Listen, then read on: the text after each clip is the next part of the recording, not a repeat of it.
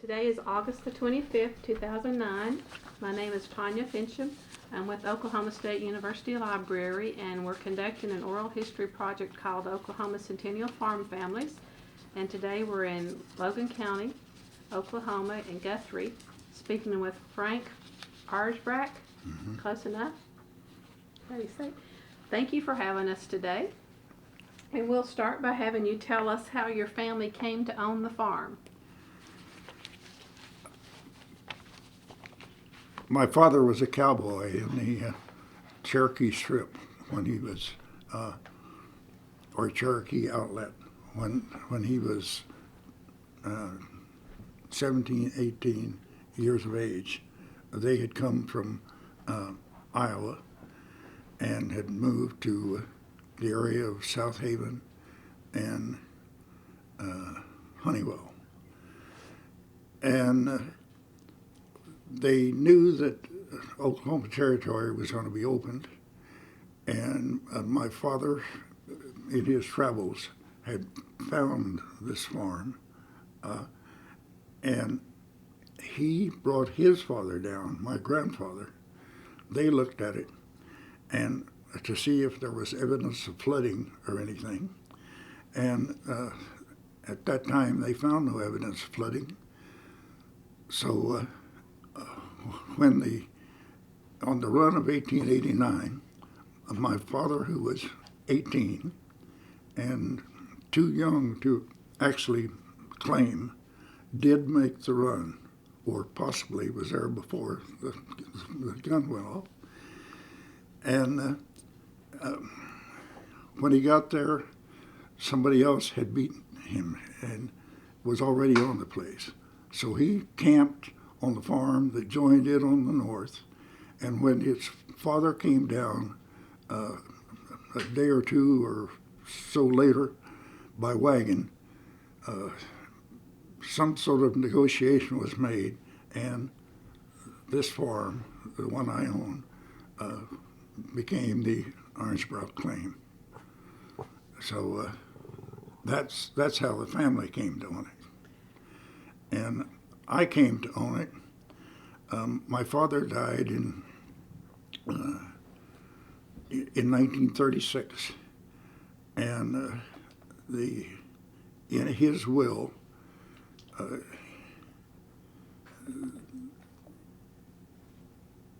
I don't remember the exact detail of how the will was left, but when my brother became 21 years of age, the farm was to be sold and divided among the heirs. Well, we were small children at that time, relatively small, and our mother saw a lawyer here in Guthrie, and he said that she could break the will, and she could take a child's share of the inheritance instead of 1/3, and keep the farm as long as she lived on the farm. So that is what she did. And then later on, after I had gone into the Army, and my brother was going to enter OSU, my mother bought us a house in Marshall, Oklahoma, and moved off the farm. And that was in 1945. And everything went well until 1959. And suit was brought by one of the in-laws, a half-daughter-in-law, I guess you would say. I had 3 half-brothers and the wife of one of these. And I was in Arabia, and my sister got in contact with me, and I was able to produce the cash that was needed for the transaction. And we my mother, my sister, my brother, and I pooled our interests, and we were able to buy the farm at the without having a sheriff sale or something like that. And then I bought or paid my mother, my sister, and my brother the amount that they were due from the inheritance, and so I got the farm in 1959. And you've had it ever since. Mm-hmm. Yeah. So you actually grew up on the farm. I gave my mother a life estate until her death. I don't know why I can't talk. In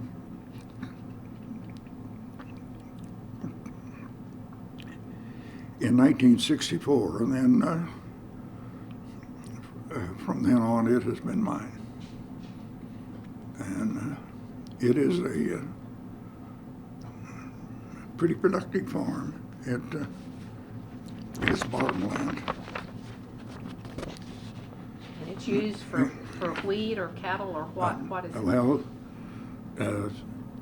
since we've had it, it has been almost exclusively in wheat or some alfalfa. It hasn't been an alfalfa for some time. It's the people up around Marshall are all wheat farmers, and very few have the equipment necessary to work with alfalfa. And there are very few people anymore that I will say contract out small jobs in alfalfa. So yes, it's been in wheat for. And so you lease the whole thing to one person, or? Yeah. Yeah. I guess we should ask how many acres. How many acres? Originally, the farm was 153. It is on it's on a correction line, they call it. Okay. And so it was. It and these other farms along here are less than 160 acres. Okay, we were curious about that. Yeah, but Highway 51 has been put in right along here. Here would be the correction line. This is Highway 51, and Highway 51 in 2 bites has taken 7 acres.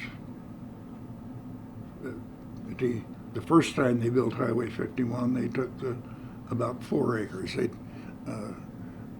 And about an acre of it is off the corner of what we always call the Blackjacks. This is kind of a timbered hill. And then last year, or a little over a year ago, they wanted 3.34 more acres to put in. There's a bridge has been built on Otter Creek, and just recently, and the road still is not in its final state. They're working on the road, but yeah, we've lost 7 acres to the state for ODOT. So it had a water source then, if it's crossing Otter Creek? Yeah, this is a creek running along here. Okay. And yeah. I don't. Well, yeah, I'm hoarse for some reason or other. So on the original piece of land, what were some of the buildings that were there? Well, in the beginning, my father, my uncle, and my grandfather spent the winter of 1889 in a dugout at this is a sketch of that little patch up there, the Blackjacks. Okay. And the dugout was down here at the end of this.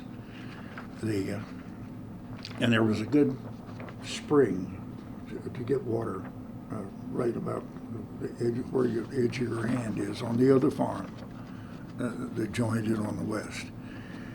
And they built a small house right about here in the Blackjacks, and had well drilled. And in the spring, my grandmother and two aunts came down. They lived there, and until I guess they married and moved away. Well, no, that's about true. Yeah. And my grandmother lived there until 1911, although she had her older daughter had moved to Washington State, and my grandmother had gone out there and visited her, but she came back and lived in that house until 1911. And my father married, I really don't know exactly what year. He was born in 1870, and so it had to be before 1900. I've got it written down somewhere. He married, and they built a house down close to the creek because so their livestock could be close to water, and they had a dug well there, and that's where I was raised, in the house right down here. And it was a white house with a green trim, we had a large red barn with a cupola on top for the pigeons inhabited.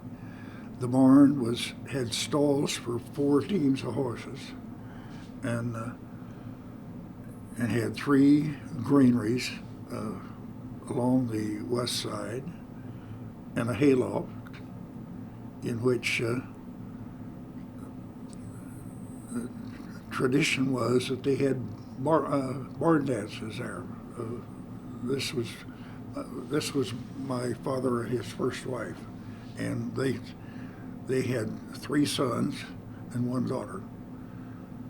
And she died in 1915. My mother was a school teacher. She was raised or born in a little town of New Almelo, Kansas, out in northwest Kansas. And at about 8 years of age, they moved to Missouri. There was a drought in Kansas at that time, and they had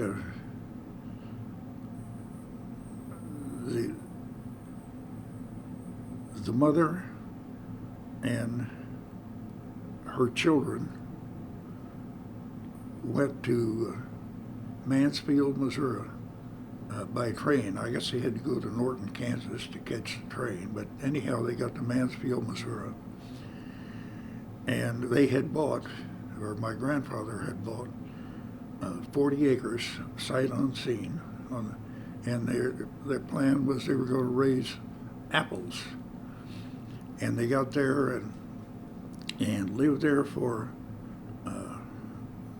approximately 1 year, and they had no more luck stirring rocks in Missouri than they did stirring sand in Kansas. So they sold the farm to what's her name? Ingalls. Laura Ingalls. Laura Ingalls Wilder, and her husband, and I've got the deed to prove it. And they came by covered wagon from Missouri to up near Marshall, Oklahoma. And the plan was that they were moving to Texas. But my mother said, she was 10 years of age at that time, she said that my grandmother and grandfather were up all night arguing about what they were going to do. And they had come from Missouri in a period of drought also, having to buy water along the way for the livestock they had if they didn't come to a stream. And Grandma said that she was staying on Otter Creek. There was a little spring-fed stream that led into Otter Creek there. And so they built although my grandfather was a woodsman, he was a Canadian-born Irishman, but he had come to the United States and worked in Wisconsin as a lumberjack and what have you, or anyhow in the lumber industry. But they built a sod house, and and that's where they lived for several years until the piece of property that they were on was school land, they called it. And later on, they had an opportunity to buy that school land, which they did for $1,600. And then they built a large house that I remember as a little kid that we used to go and visit Grandma. And my mother went to school at a place called Sunnyside, which was a sod school building, and I have a picture of that with weeds growing on the roof.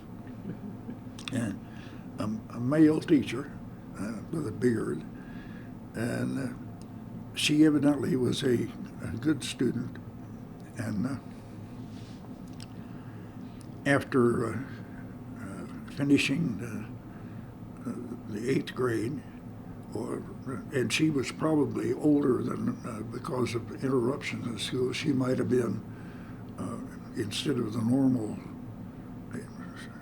14, she might have been closer to 16 or something like that. But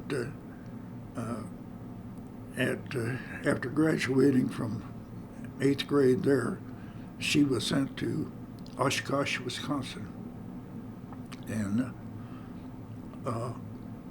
lived with her father's sisters. Her father had several sisters. I've got the name somewhere. I think there were about 5 of them, and they were all teachers, or most of them. And I only know of, well, I think 2 of them married, but the rest of them were always old maids. And they say in those days that wasn't unusual, that that teachers' children were her families, you know.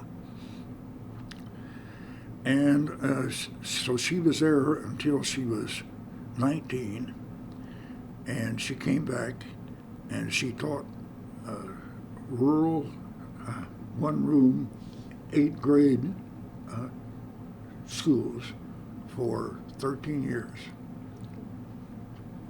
And my father's first wife had died. My mother was teaching my father's children. So they met, and they married in 1915 or 16. She was 32, and he was 46. And my sister was born in 1918, and I was born in 1921, and younger brother in 1923. So that was our family.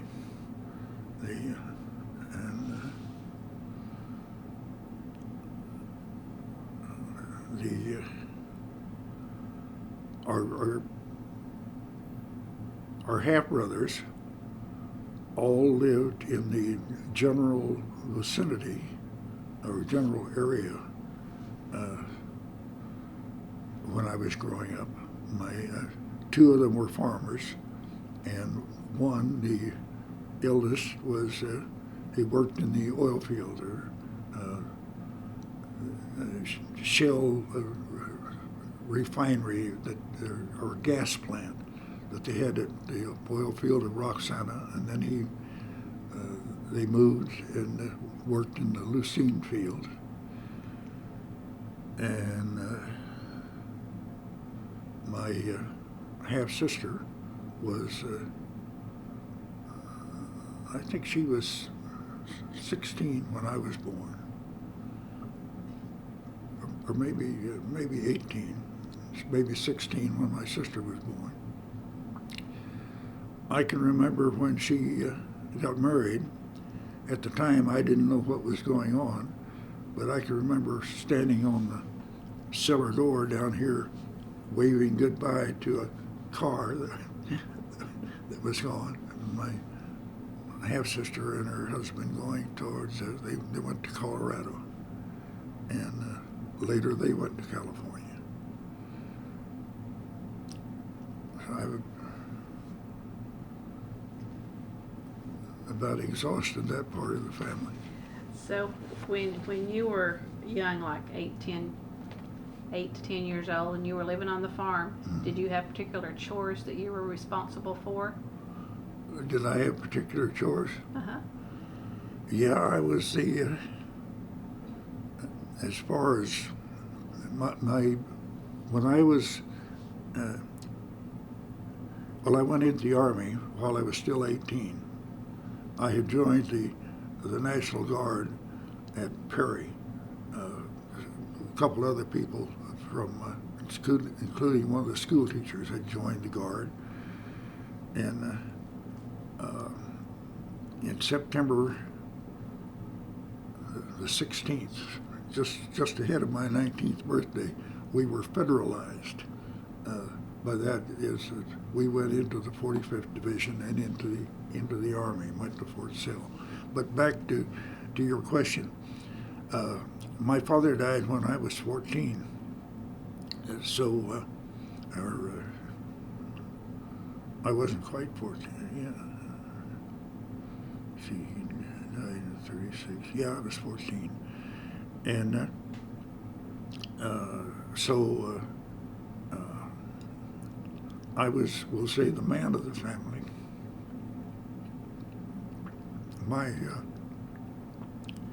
We didn't have much to farm with. My brother and I did farm.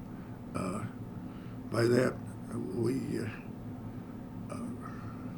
mowed, raked, didn't bale, but put loose alfalfa into the hayloft, which was quite a job for a couple kids, and we milked cows and fed hogs, and we had a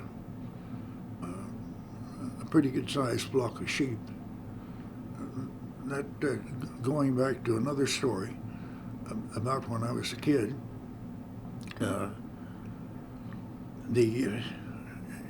it's hard to believe now.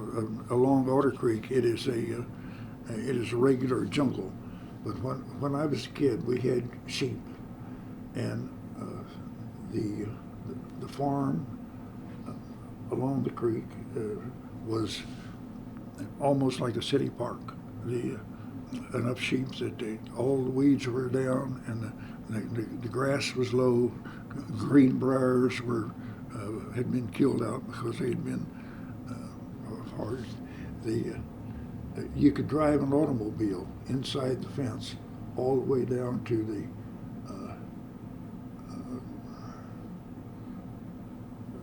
the area right here where there was an oak grove that was used for 4th of July celebrations, even a wedding.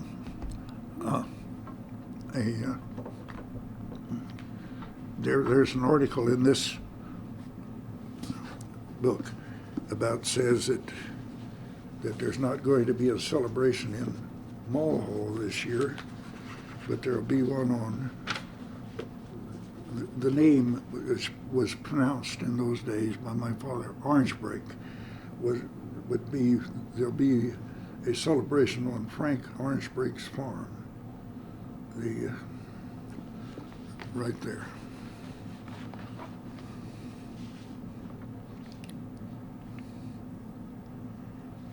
Guys who were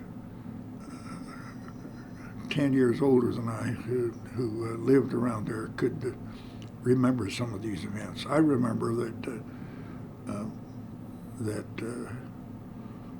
one time, this is after my father's death, we had a croquet court down there. We still had the sheep, and we were going to have a bunch of kids. Were going to have something, and we put up a croquet court. The neighbor boy next door had the set. But I got off the track of what we were talking about.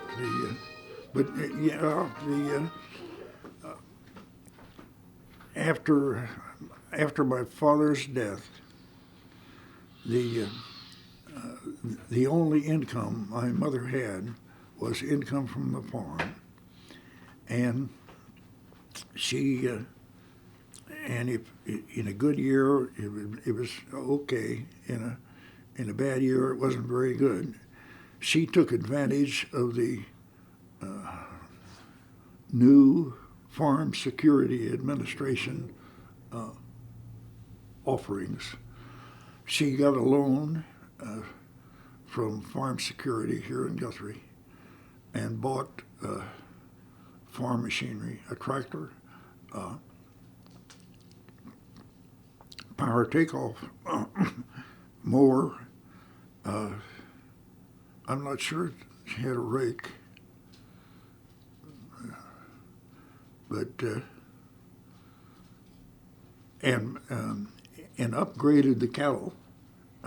Got rid of my dad would milk as much as was needed for the house when he was living, but he wasn't interested in being any sort of a dairyman. But my mother,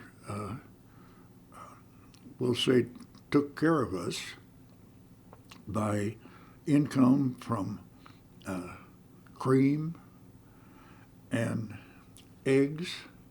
She had a big bunch of Leghorn chickens, and every Saturday we sold cream and eggs in Marshall, and so we did okay. One of your questions there was about the house, and I thought of this.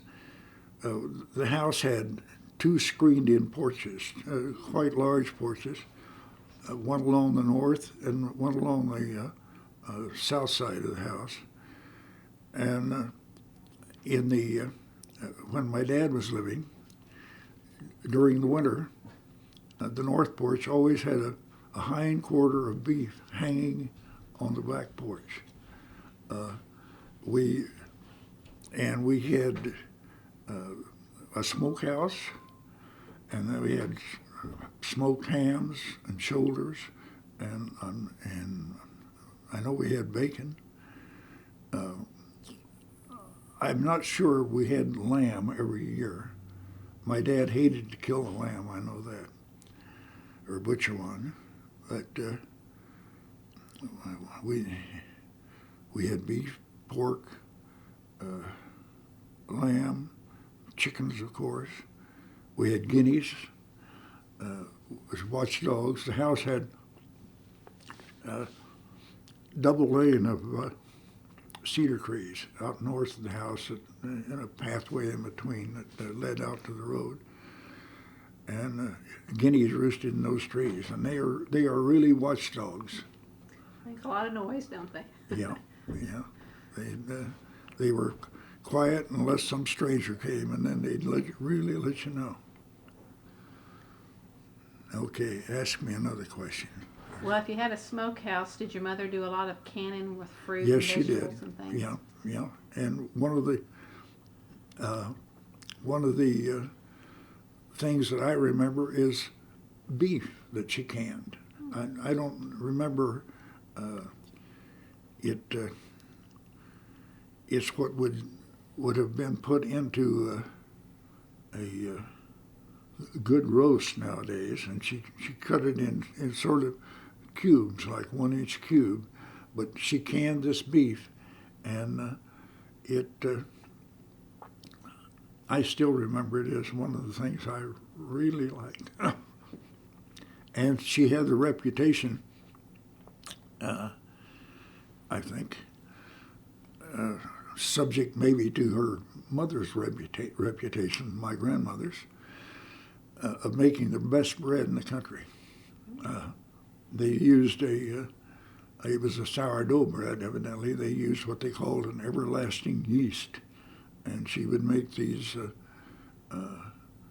big loaves of bread, and they would swell up and then be baked. And we had our first family reunion we had in about 1983 or 84, and I have a cousin who lives in Pennsylvania. She's, I guess, 2 years older than I am. And she came to that reunion, and one of the first things she talked about was my mother's bread. And about every fourth time she made it, she had I think my dad had a recipe for that. They made what they called kuchen or kuchen. It was made with the same bread dough, but more sugar in it and cinnamon and what have you. It was a coffee cake. Mm. Yeah. Smelled good, I'd say, as much as it tasted good. Yeah. And she around Crescent in those days. Crescent was the fruit area, peaches, grapes, and I guess apples. And we had an apple orchard too when I was a kid. By that time the trees were mostly old, and they didn't last very long. But every year we would go to Crescent and buy grapes and peaches and what have you, and then my mother would can those. When I haven't told you about the flood. Well, let's hear about the flood. Yeah. Go ahead. In 1932, I was almost 11, but still 10, when it was on August the 10th, 1932. I wrote something about this, and I said August the 16th. But I've learned in watching Ross Dixon with the news report that it had to be August the 10th. They had 9 inches or more of rain on the watershed of Otter Creek in a period of 12 hours or less. And when our dad got us up in the morning, the creek was running through the driveway of the barn, which was almost at the same level as the house. And he sent me with Johnny to drive the sheep or lead the sheep up to the blackjacks, and which we did. And then a short time later, the creek jumped the bank at a curve north, on a place north, and started flowing across the farm. And so he sent my mother and my sister out, and my sister lost one of her shoes in the mud by the time they got out. And he stayed in the house, and he lifted everything that he could lift and put it chair bottom height. That was as high as he could lift. I mean, that's the only thing he had to put stuff on. And he lifted just about everything except we had a piano. And he'd waited too long to get the car out. And then, but he came out. And I'll say that by 8 o'clock, he was up on the side of the hill with us. And the creek was probably at flood at that time, at its maximum. And by 6 o'clock in the evening, it had gone down such that we were back in the house. And my job was, I had a hoe and I was scraping mud out of the house.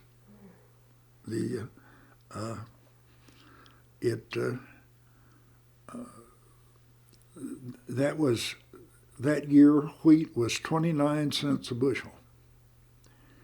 And my dad was not ordinarily a wheat farmer. He liked to try to raise corn, which was not a very productive thing to do in those days, particularly when it was drought. But he had 50 acres of wheat, made 20 bushels to acre. Everyone thought he was a liar. But he had 1,000 bushel of wheat in the barn. The flood got it wet. It broke the side out of the barn. It expands when it gets wet. It had to be dug out with a pick, and the bottom of it had to be dug out with a pick, and it wasn't even worth hog feed, you know. And we had a dug well that I don't know, was, in my imagination, it was pretty big, probably 4 or 5 feet, but to me it seems like it was 6 or 8 feet in diameter, rock walls around it, and it was probably no more than 20 feet deep. But it had good fresh water, and it had caved in. On the north porch, we had a cistern. My mother liked cistern water. She had long, black, wavy hair, and she liked to wash her hair in cistern water. And the cistern had been topped off with flood water, and all her canned goods were kept in a storm cellar that had shelves all along both sides. And of course the cellar was full of water. And but the canned goods were all sealed, of course, and I guess they were okay. But that was quite an experience. That was the early 30s, didn't it? 32. The Depression getting ready to start. Yeah, that was, and then by either 34 or 35, the creek was bone dry. There wasn't a drop of water in the creek through our farm or the farm north or the farm south, because I was a kid who roamed that area at that time. And my dad Well, Mike knows where the deepest place on the farm is to fish because now that you can catch some big fish there. But in the place where the last of the water disappeared, my dad dug a hole about we'll say probably as long as this coffee table and maybe twice as wide, and it was a terrible thing to dig because it turned out to be clay, but it filled with water and furnished water for the livestock. But the year my dad died, 1936, my eldest half-brother brought us water in 55-gallon drums, water for domestic use, for to drink and to cook with. And and he did that for probably I don't know whether it was 2 or 3 months, something like that, and then we got a well drilled.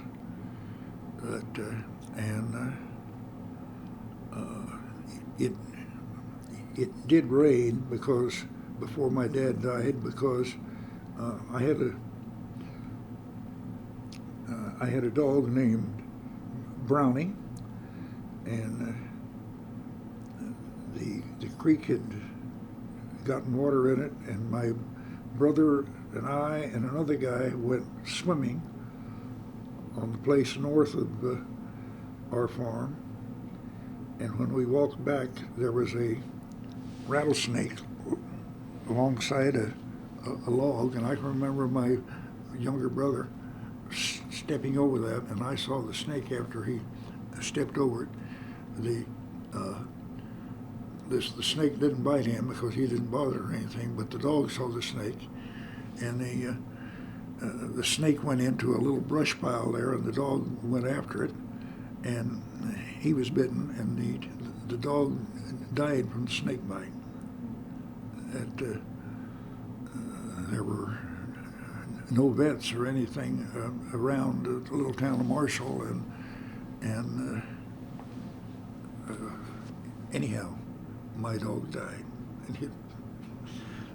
And I don't think I have a picture of him, but somewhere I have a picture of his mother. We had a little fox terrier, female, and every year she presented us with a new set of puppies, and Brownie was one of those. Well, when your father was farming sheep, did he shear them and? Yeah, he was a pretty good veterinarian and what have you. Yeah, he once in a while he whacked the skin of a sheep, but he was the one who sheared them. And is that what he produced them for? Was for their wool, or did he sell them for? Well, he sold sheep. We maintained just a certain level of sheep, and so the ewes, we would only have, we'll say, $1, so they'd be basically all ewes, and they give birth to, they're like deer, they give birth to either one or two, and about half of them give birth to twins. And so we would have lots of sheep and lots of lambs, and so they would, they'd sell lambs and sell the wool. No, I don't think wool. It never occurred to me, but I don't think wool was that valuable. But they also, he kept them because they kept weeds down and what have you. We didn't have any cuckleburrs or anything like that on our farm. That's saying a lot. Yeah. Well, how would he get the sheep to market? Well, I just like the wool. I suppose someone came and bought them. They used to, that used to be the case with cattle too. I can remember a man named, to me he was Mr. Murphy. Mr. Murphy was a cattle buyer, and he would come to the country and buy cattle. And so there was probably someone who bought sheep. And we still maintained the sheep after my dad died, and I became the, in a crude way, the veterinarian in bobbing tails and doing that sort of stuff. A man came and showed me how to do it. And I can't imagine how my mother managed to take care of us and our dad for he was in the hospital in Oklahoma City for I don't know, a period of time, short period of time, but he was, and I don't remember how many months he was at home, but I don't know how she, will say, managed the farm, fed us, took care of him, and what have you. But she did. Did she have to hire help? No, I don't think we ever had to. We had, like I say, I was 14 and my sister was pushing 17, and I think we did it pretty much by ourselves, except for like this half brother bringing water and what have you when it was absolutely essential. And,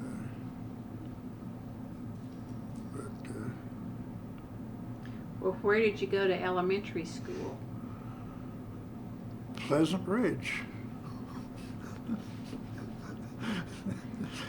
Pleasant Ridge was where my mother was teaching her, my dad's children. It was a little country school, a mile and a half west and a mile south of our home. And I went there for first, second, and third grades.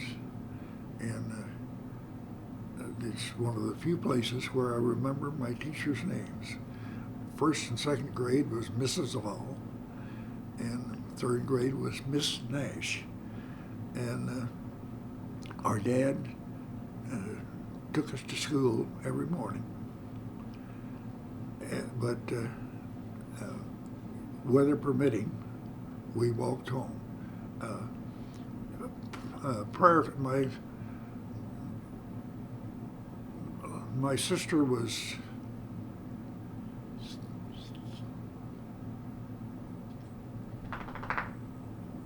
she always said she was 3 years older than I was, but I think in school she was actually 2 years ahead of me.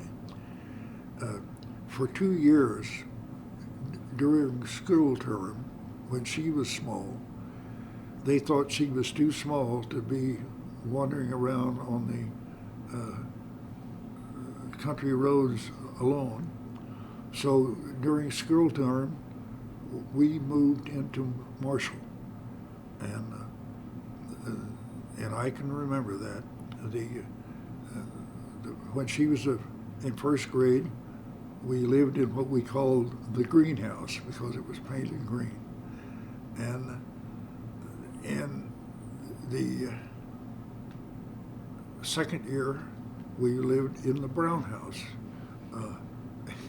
And I've showed Pat where those houses were. And we had an aunt, my father's youngest sister, or younger, I should say, because the other sister was older.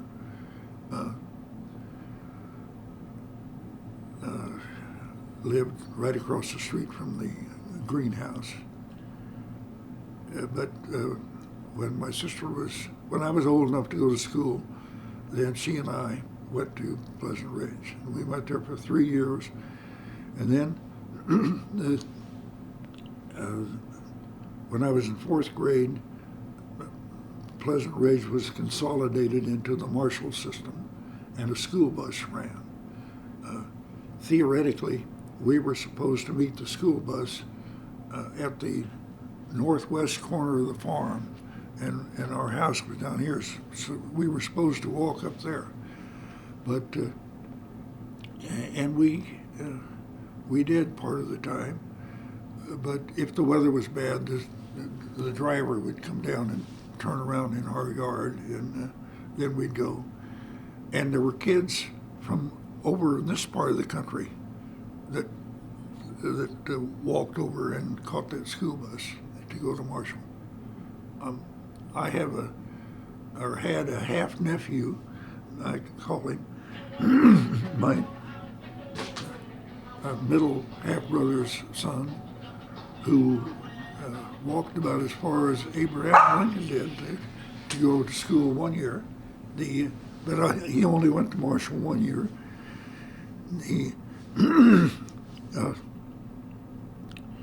But he walked from a place by road. It would have been, if he had to walk up to the top of the hill, it would have been 1.5 miles. It would have been 3.5 miles one way. And I didn't tell you another thing. In 1932, the bridge on what is now 51 washed out, and so there was a short period there where you didn't go east, without going around the section. And but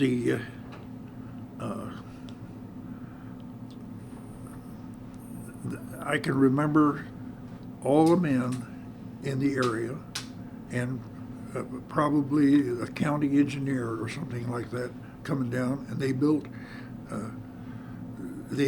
fires, and they heated these iron pieces, the ones that had been bent, and straighten them by having a team of horses on each end and pulling around trees.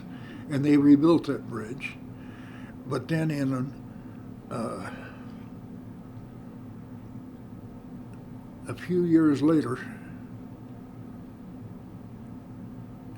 and I don't remember exactly what year it was, maybe it was after my dad died.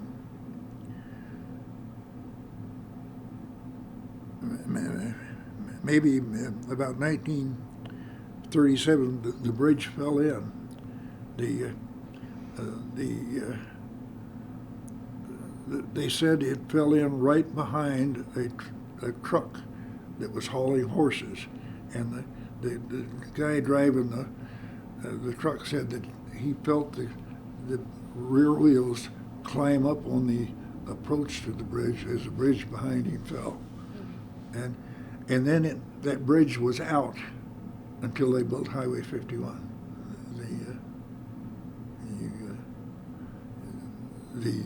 When I was in college, in order to get home, I had to, out here 2 miles east, I had to go a mile north, and then 2 miles or 3 miles west, and then back south, and then back east to the house.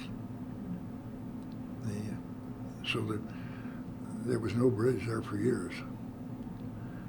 And Pat and I were up in that country not long ago, and the bridges that I knew 2 miles south and a mile north, they're no longer there. So the reason why ODOT wanted this acreage from the farm there is no reasonable detour for Highway 51. It had many miles to get around. And what bridges there are still on Otter Creek around there wouldn't support today's traffic. So they left the old bridge in service while they were building the new bridge, which they built right south of the old one. Now they've torn the old one out, and if we go up there, you could see that. Well, is the old farmhouse still there? No.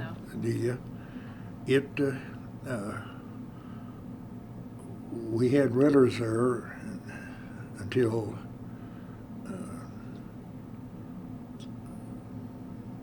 well, the house was there until after '79, I know, but a renter had moved off a few years before, but my sister and I, the house became a habitat for barn swallows, which I like, and snakes and rats. And so my sister and I and her husband went up there one day, and we waited until after the barn swallows had nested and flown away, and we burned the place. I took some of the trim lumber out of it, which I still have had no use for. Really, I don't know why I took it out, but I did.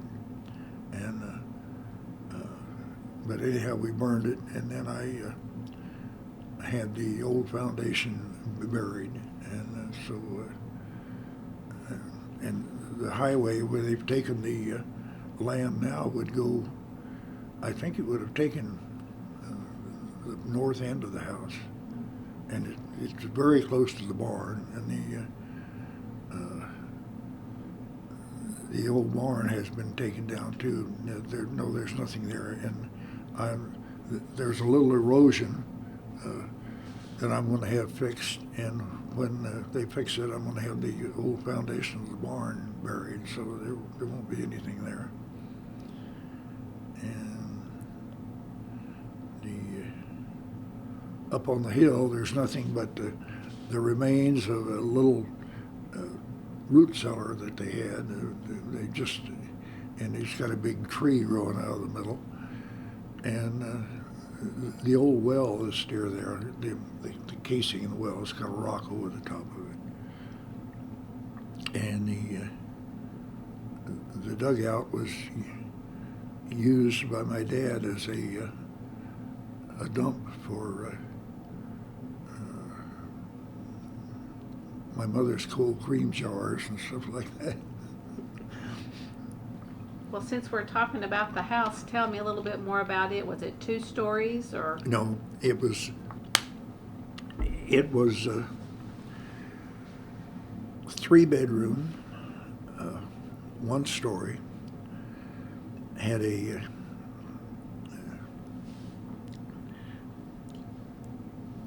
as originally built, it had been built for my father and his first wife, and for the time it was a pretty stylish little thing, and just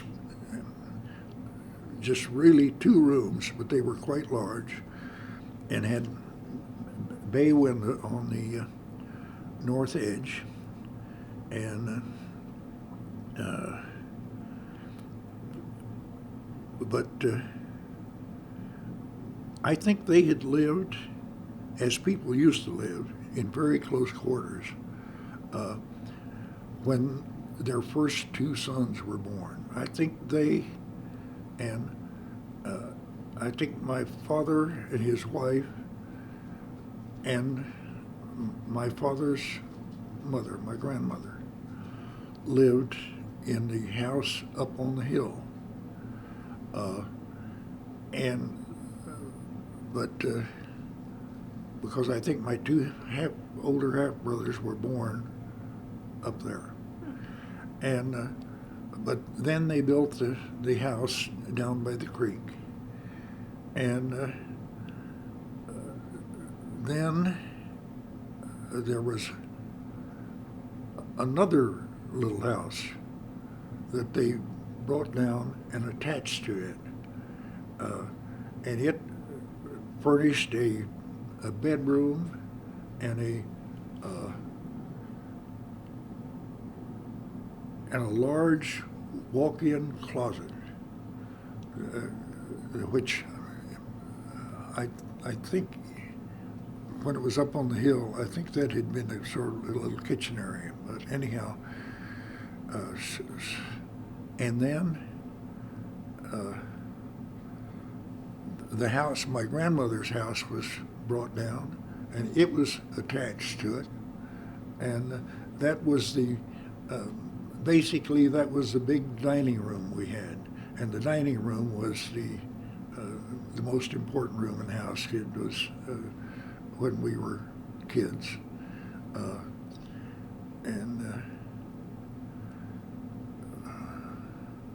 I didn't like the living room because that was a piano, and I had to take piano lessons for a while.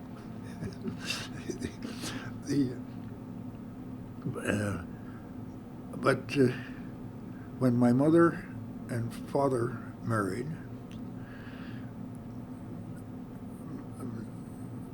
my dad bought a livery stable that was going out of business in Marshall, and they built on another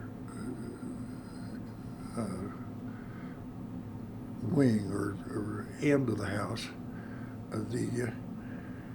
and that furnished a pretty good-sized kitchen and the bedroom for my brother and myself. And so it was 3 bedrooms, had a large dining room, a living room, and a large closet. And when I was real small, it was we had between my mother's and father's bedroom and my sister's bedroom, there was a long, narrow closet that, it was like a sort of a secret passage, but it was clothes hanging everywhere. And how was it heated? with wood.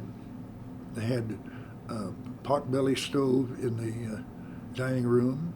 The kitchen, of course, had a big, what they call majestic range, a wood-burning cook stove that had a place on one end where you could heat water, and I think room for about 4 pots to set on the other part. And originally the living room also had a potbelly stove, but later on the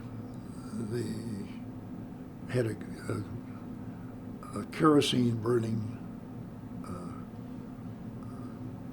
portable stove, and also in the kitchen, in addition to the wood stove, there was a kerosene burning kitchen stove because to keep down the heat in the summertime. The kitchen was on the west end of the house, which got the sun, and so they had the kerosene stove because it didn't put out the heat that the wood stove did. But my mother's baking, practically everything that she did that I remember, like making the bread and baking a turkey and all that sort of stuff, was on the wood stove. And then I think they did have I think they had a little temperature gauge on on the stove, but I don't. Again, that was real art to be able to cook on those things. Seems to me. Well, during the winter, did your bedroom stay warm enough? I can remember. I'm sure it would have been true in the bedroom, probably even worse. I can remember when there was ice on the inside of the windows in the dining room. And the dining room was, in one corner of it was where one of the pot-bellied stoves was.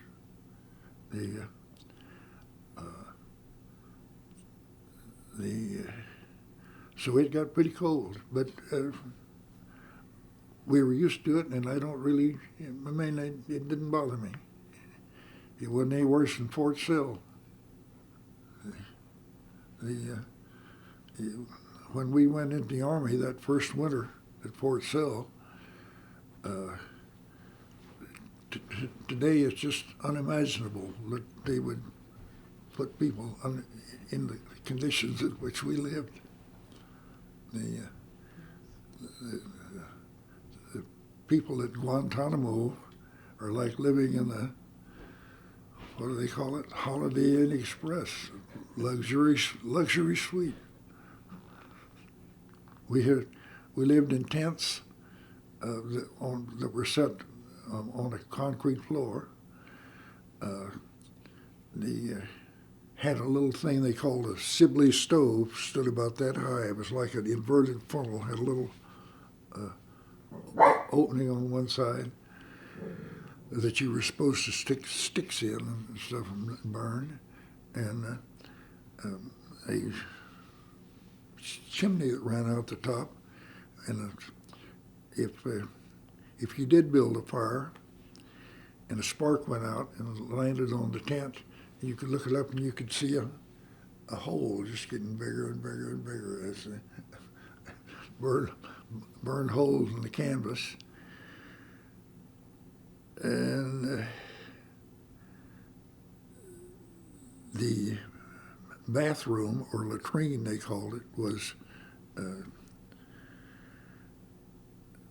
well, from one end of the Battery Street, it was farther than from here to across the road, through mud. And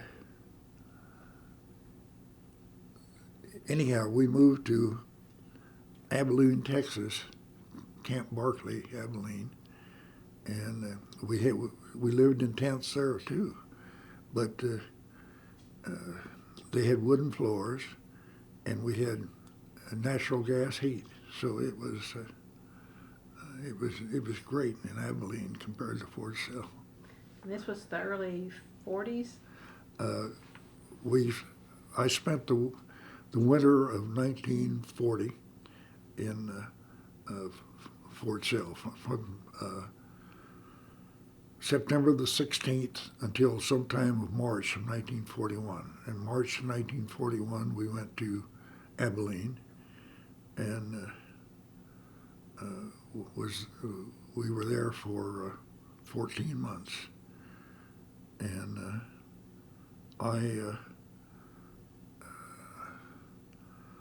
was, in those days, you had to be 21 in order to apply for officer candidate school. And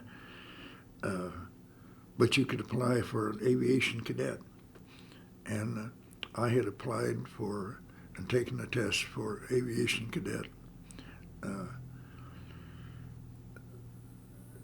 They had recently reduced the rules.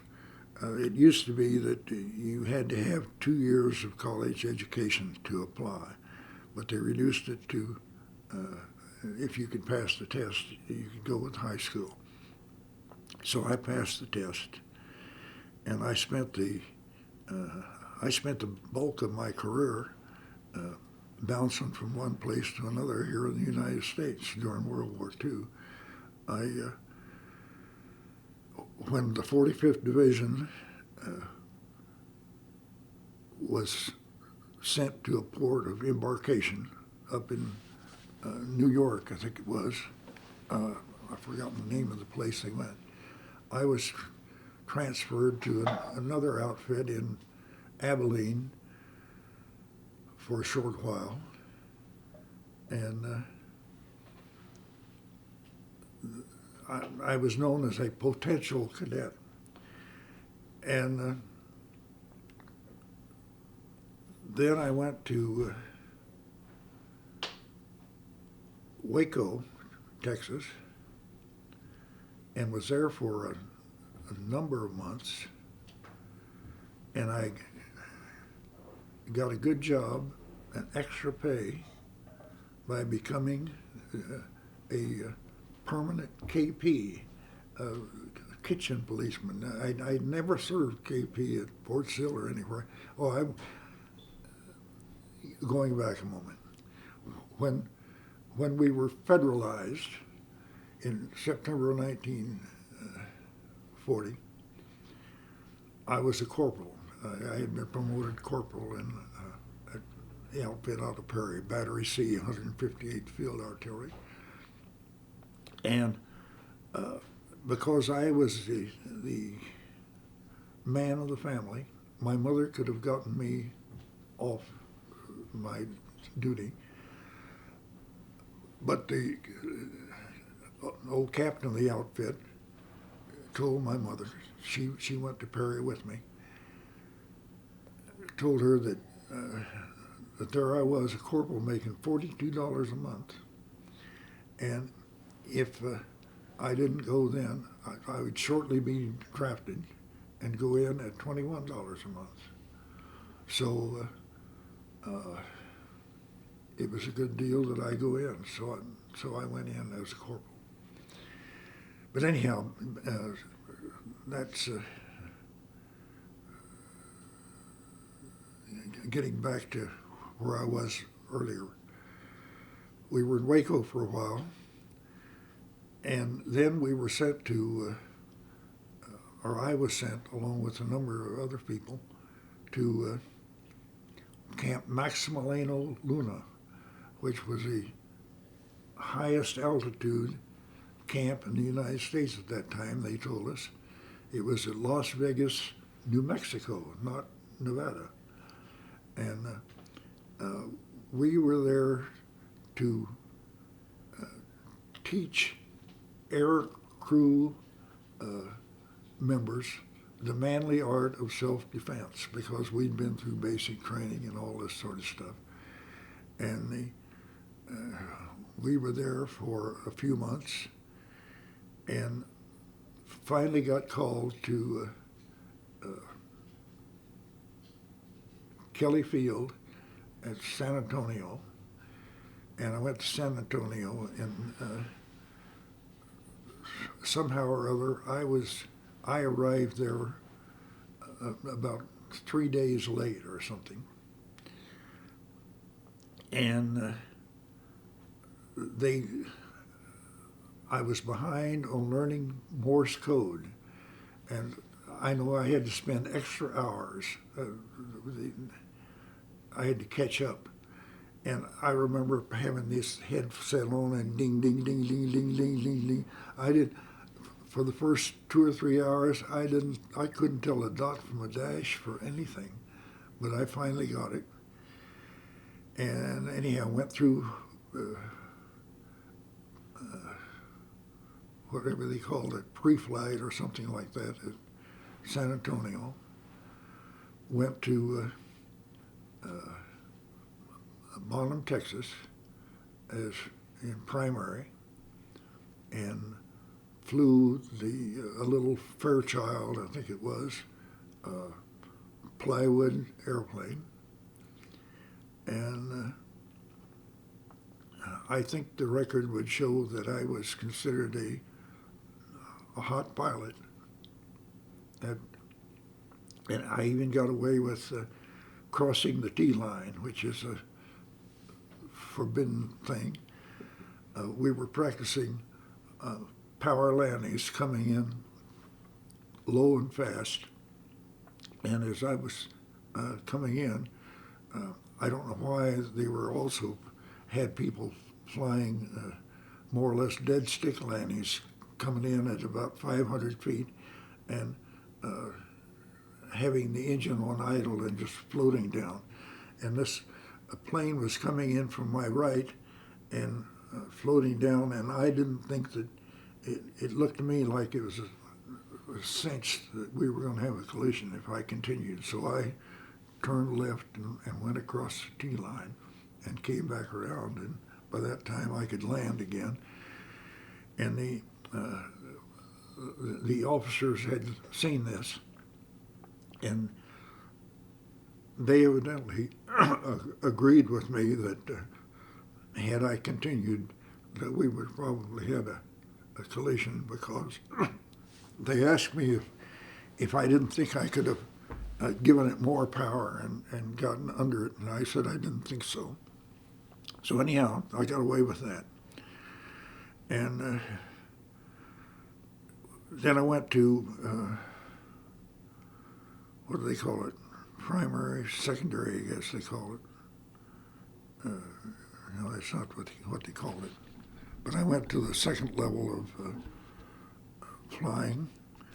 And the first day that I flew, we flew the BT-13, which is a much bigger plane than the thing we'd had in primary. And when you taxied down the runway or anywhere, it sounded like you were dragging sheet metal behind you. I remember that. But I went, the regular instructor was gone, and I went with the test pilot, and he took me up to about 8,000 feet and turned the plane upside down and said it was mine. And I did manage to come out. And so we flew around for a day or two, and then my regular teacher, a second lieutenant, and I remember his name, and he may be gone now, so I'll name him. His name was Bell, Lieutenant Bell. When we walked out toward the airplane,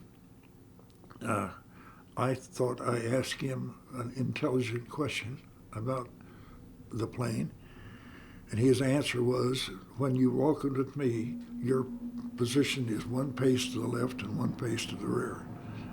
And that was the way he answered my question. And I was a rather hot-headed young individual at that time, and we didn't get along too well from then on. And the last time I flew with him, when I went out to get into the plane, another fellow named Alan was getting out of the plane, and he told that lieutenant, if you don't think I can fly with you, I don't want to fly with anybody. You can take the Air Force and stuff it, you know. And so I got in the plane, and this guy, the pilot, he was mad, obviously, and he wrapped me across the knees with the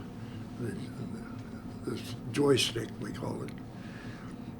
But and I took that, and we flew around a little bit, and I was about ready to solo. I think he considered having me solo. He did compliment me when we came in. He let me land the plane in a strong crosswind, and he complimented me on the landing. But when we got down, he told me to write 25 times or 50 times something on the board that I will not do something I had not done. And I wrote it 4 or 5 times and said to hell with it. And I went in and saw the commandant of cadets and told him I wouldn't fly with that guy. And there was rumor around at that time, anyhow, that the Army was going to take a lot of the Air Corps. Well, it was the Army Air Force at that time. That they were going to take a lot of the pilots and make glider pilots on it. And so I said I wanted to be a navigator. And I told him that if I couldn't be a navigator, or if I couldn't have another instructor, I wanted to go back to the field artillery, from which I had come. So I stayed in,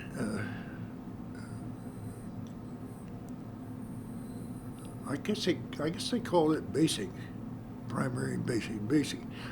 I stayed at Sherman, Texas,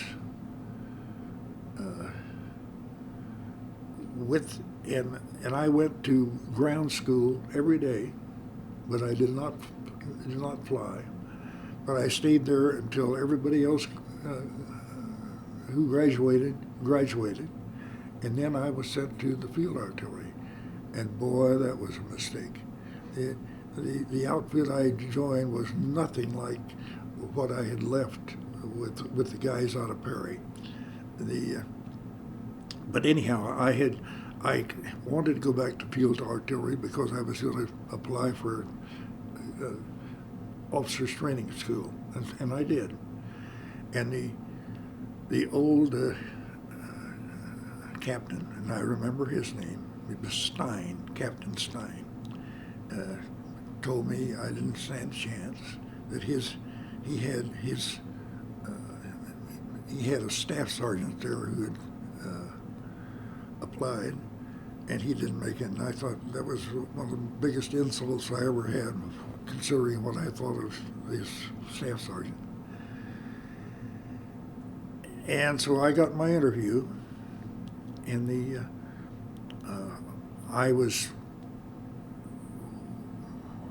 while I was there in Sherman, Texas, I read quite a lot, and I had a very good teacher in high school, English teacher, who introduced us to a lot of literature and poetry and all that sort of stuff. And miraculously, the board of 3 officers, when they started asking me questions, well, the guy asking me questions, I think he was a lieutenant colonel, started out on literature, asking who wrote this book, who wrote that book, something like this, and what have you. And he got around to the point where he asked who wrote Chamber Nautilus. what? Chamber Nautilus?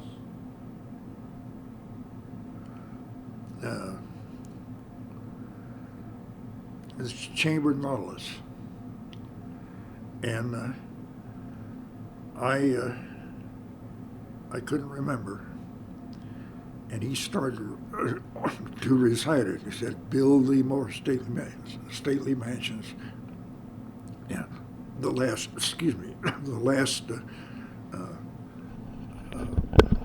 stanza anyhow. And I said, "I know the poem, but I can't think he wrote it." He said, "Say it." So I did. I recited the last stanza, and he said, "Son, not one boy in 1,000 would know that I'm going to have to drink."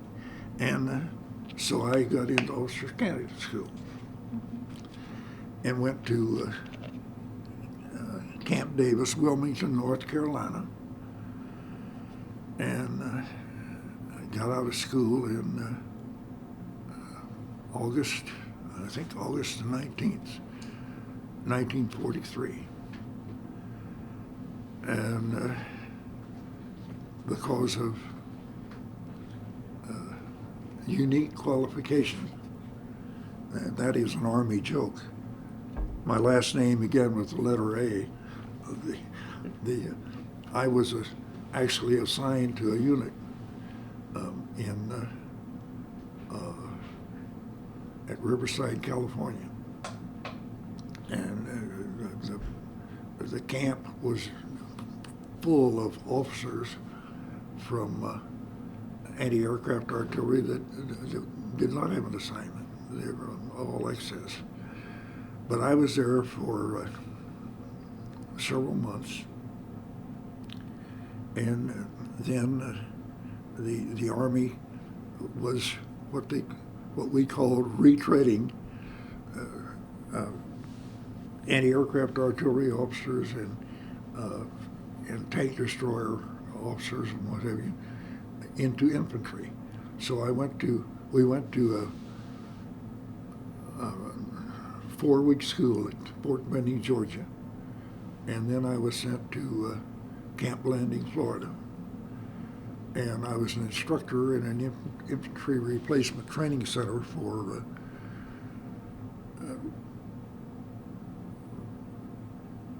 2 classes, 2 13-week classes of people. We have certainly gotten off the farm, haven't we? You're doing fine though. Well, what happened while you were in the service? What was going on with the farm?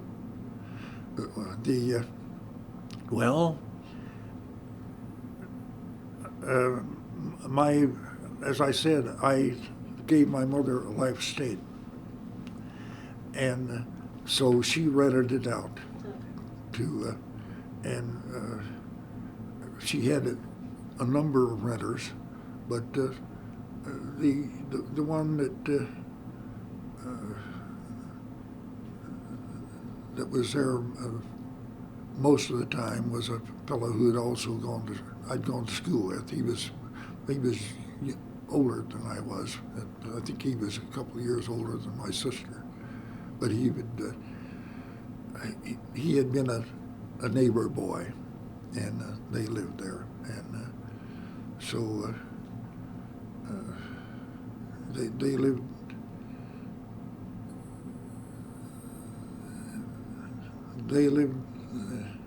They lived there through my mother's death, and in fact, my mother died in 1964, and that fellow stayed there and lived on the farm most of the time, but he operated the farm until he died in 1979, and then I got another renter who has been there since then. So. Pretty good. But going back, you started to say something? I wanted you to tell him the story about when your dad woke you up to go outside and see the. Oh yeah, okay, I will. Yeah, I'll tell him. But I'm going to finish since we got on that military stuff.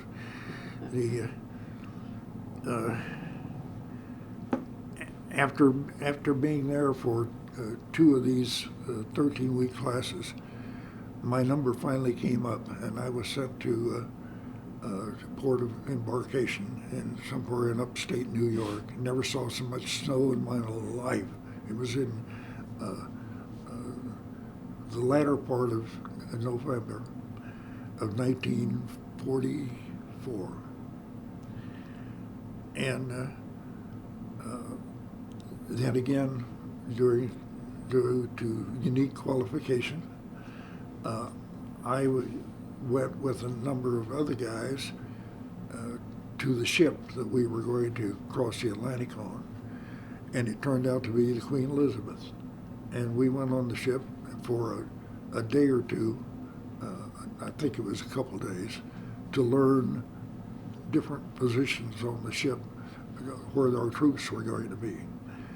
And then the troops came aboard, and I always say that being a commissioned officer, I was assigned, they were down in the hold in places with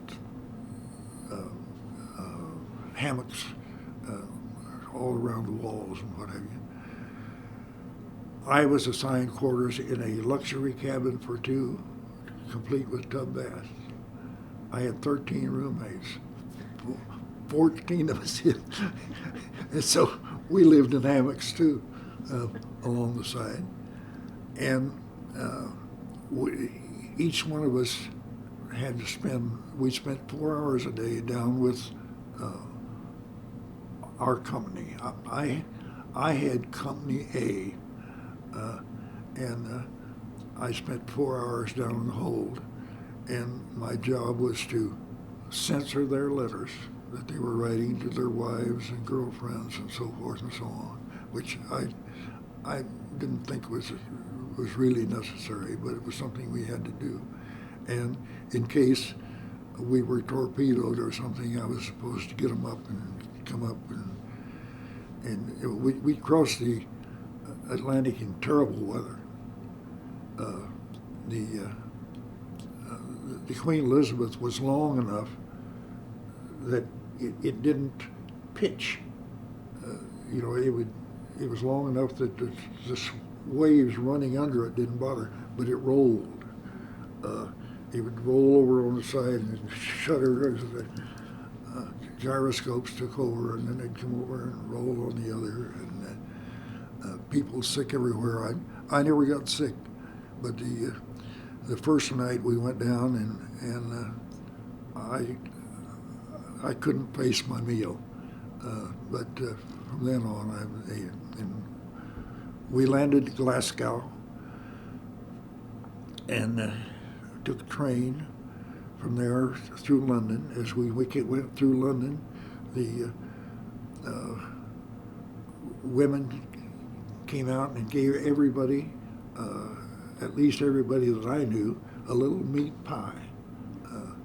And then we went to Southampton and boarded a channel steamer called the Leopoldville and went from Southampton to Le Havre. And from Le Havre, we spent a couple days there, and then went to a place called Guthrie, G-I-V-E-T, France, protrudes up into Belgium. And from there we went by truck to,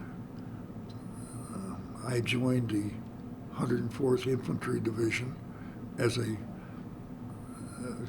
rifle platoon leader, the shortest lived career in the Army.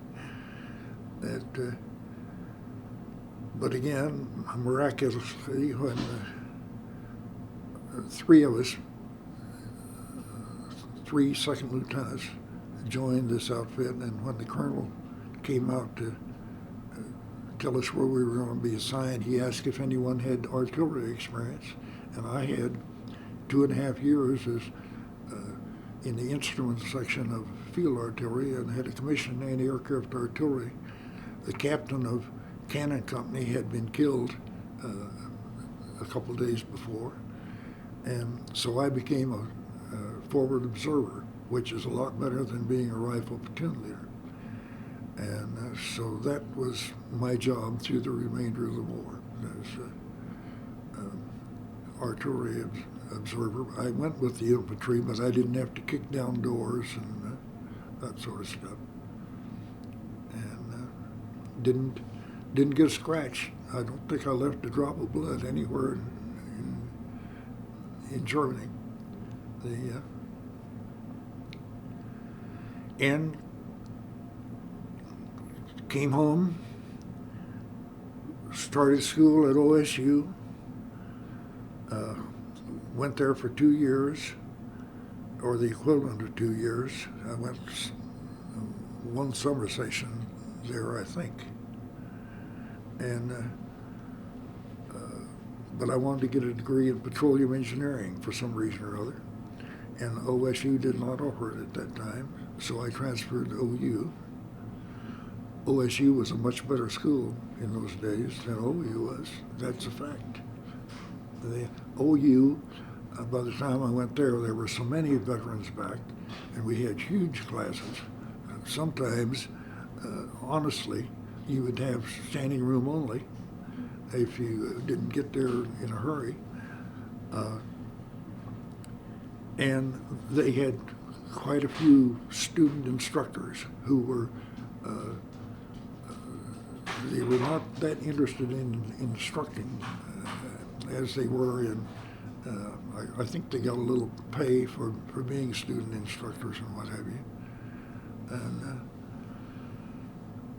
my intent, really, when I first came out, was to get a college degree and go back to the Army, because when the Army broke up there in 1945, if you had a college degree, you could keep your commission, and permanently. You could be regular Army if you wanted to be. If you were, like I was, a high school graduate, all they would guarantee you was that you could stay in for 18 months. But I had more or less grown up in the Army, and I liked it. And but then I met my wife and got married, and so didn't go back.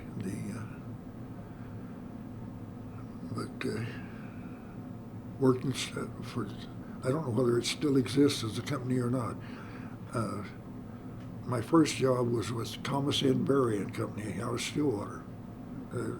South of Stillwater, there's this big old mansion, the Berry Mansion.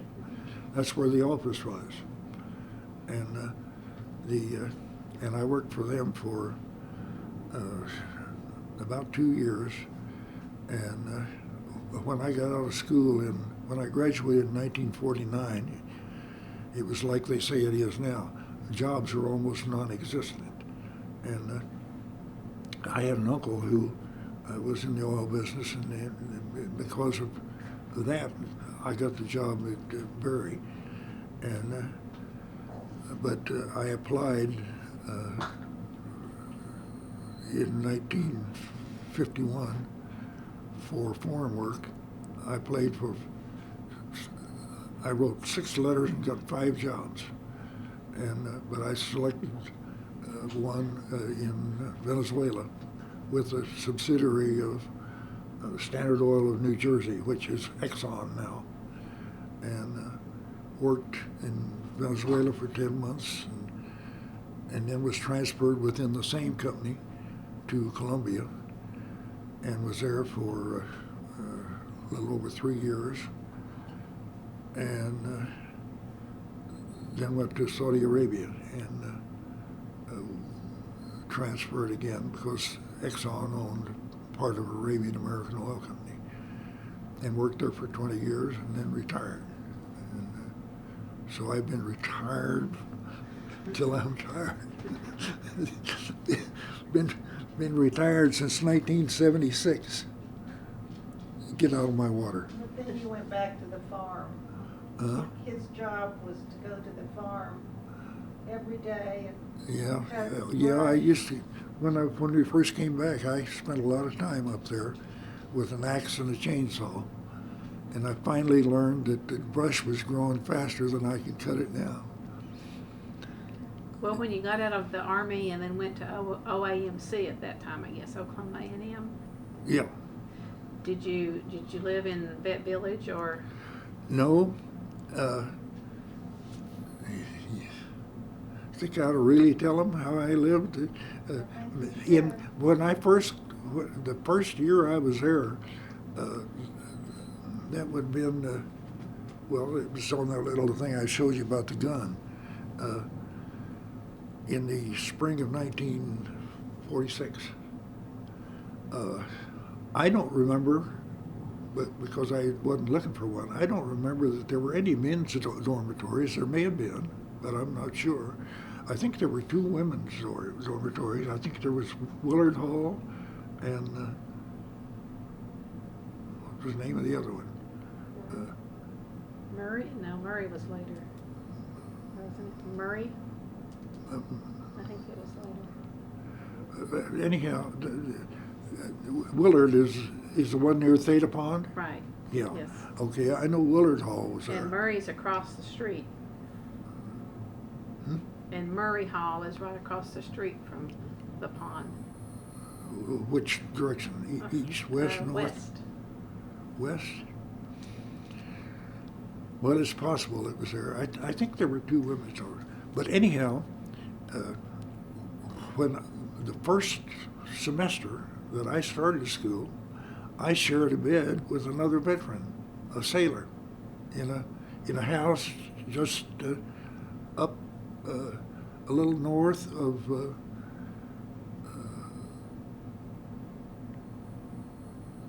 Stillwater National Bank, within just a block or two of there. And that was a common arrangement. There were a lot of people were doing that. I mean, there wasn't any place to live. And my younger brother, who had been in college, was drafted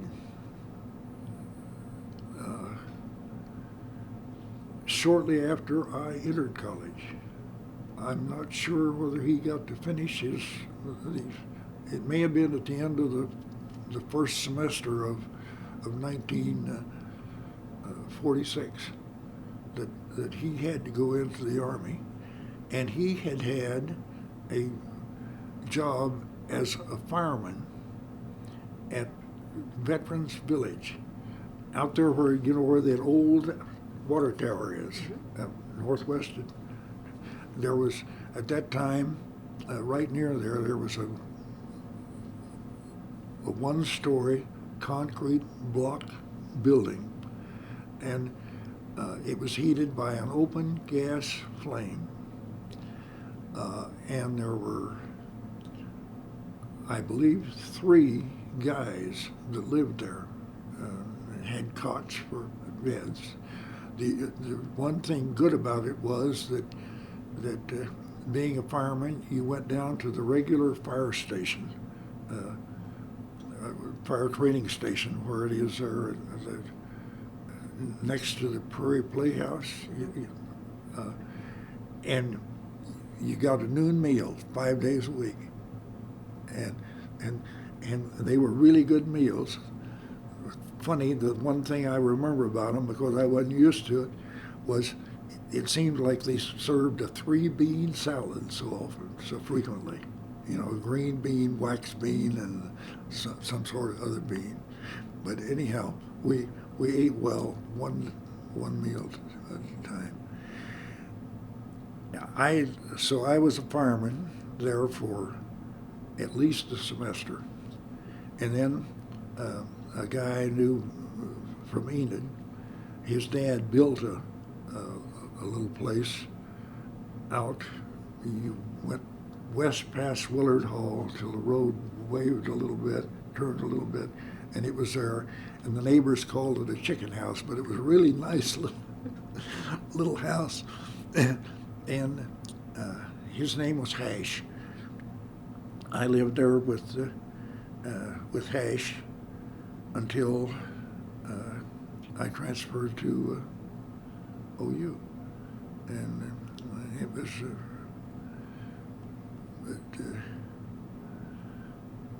And at OU, I did live in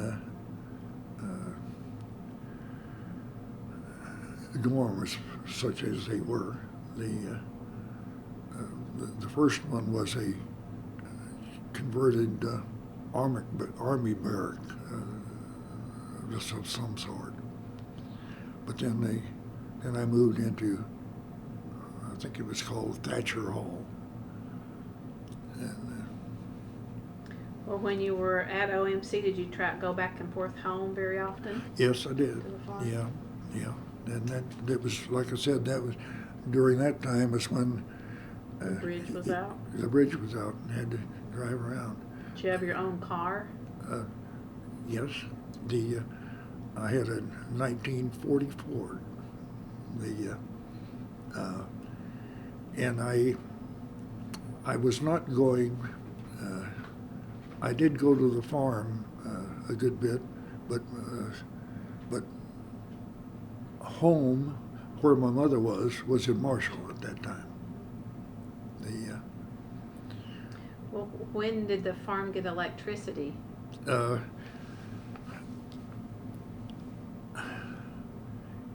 It did not have electricity when I left in 1940, but it got it very shortly thereafter. And because when I came home on a leave from the farm, my mother and my father and my brother had electricity, so it had electricity up until the time that they left the farm, and then the electricity came in from the east, and the transformer there at the farm was the last one. The line did not go west. West of there, it was another system. So, but yeah, that's when they had electricity. But when I was a kid, it was kerosene lamp. What about indoor plumbing? No indoor plumbing. There wasn't. Well, how did she do the laundry then?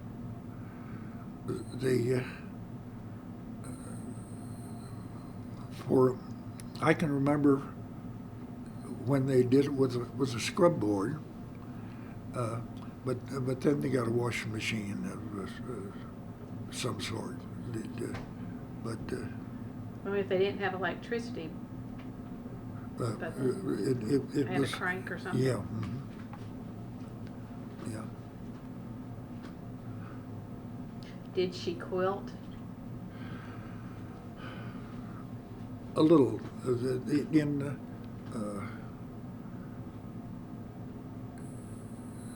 But she did quite a lot of soil. I recently found a copy of that I had evidently cut out of the Guthrie paper, or possibly the Crescent paper at that time, that talks about the Graf Zeppelin flying between Marshall and Crescent in 1928, August the 16th, I think it says, or August 26th.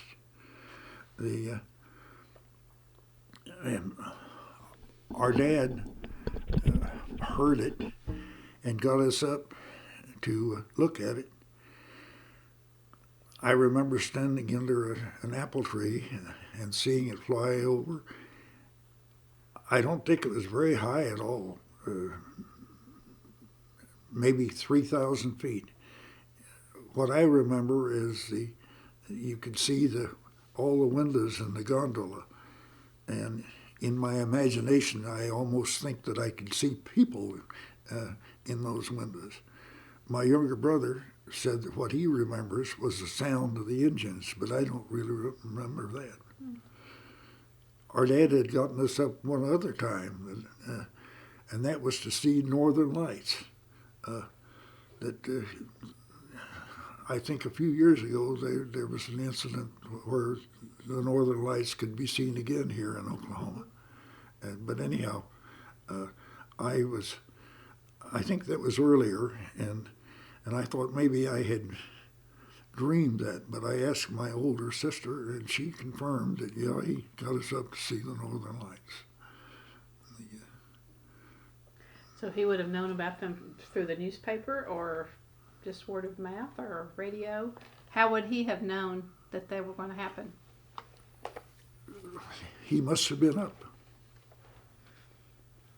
Well, did you have a radio, though? Yes, despite all the troubles of the Depression and what have you, we were a relatively well-to-do family in the neighborhood. We had radio and telephone.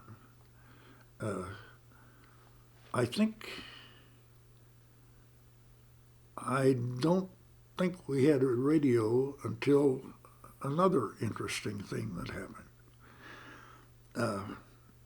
My dad went to Crescent and bought a bird cage for a canary and a 410 gauge shotgun.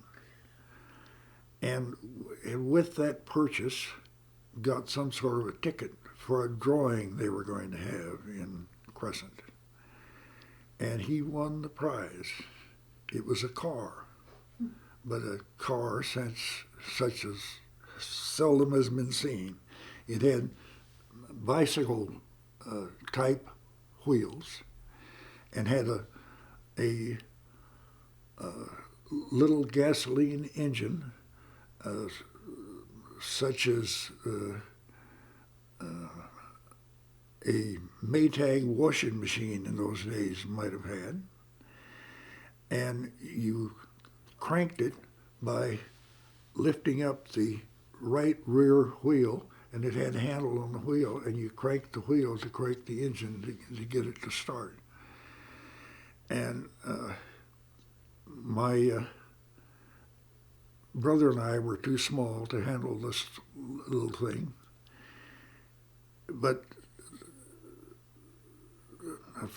there were a couple older boys named Van Hound who came down, and I remember riding with the older boy, Wesley Van Hound, going up the road in this thing, but he couldn't climb the hill, couldn't get out of the valley. And my dad had an opportunity to trade that to a fellow in Crescent. His name was McConnell. And there's a sort of an old mansion in Crescent that was the McConnell house.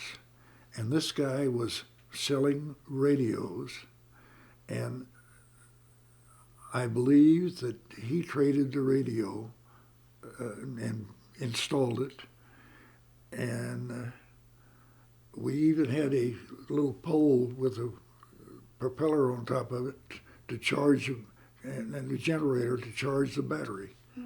And the night of the Dempsey-Tunney fight, whenever that was, you know who Jack Dempsey was, and Gene Tunney,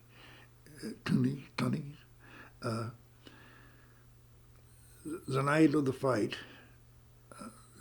neighborhood men came in to listen to the fight on the radio at our house. And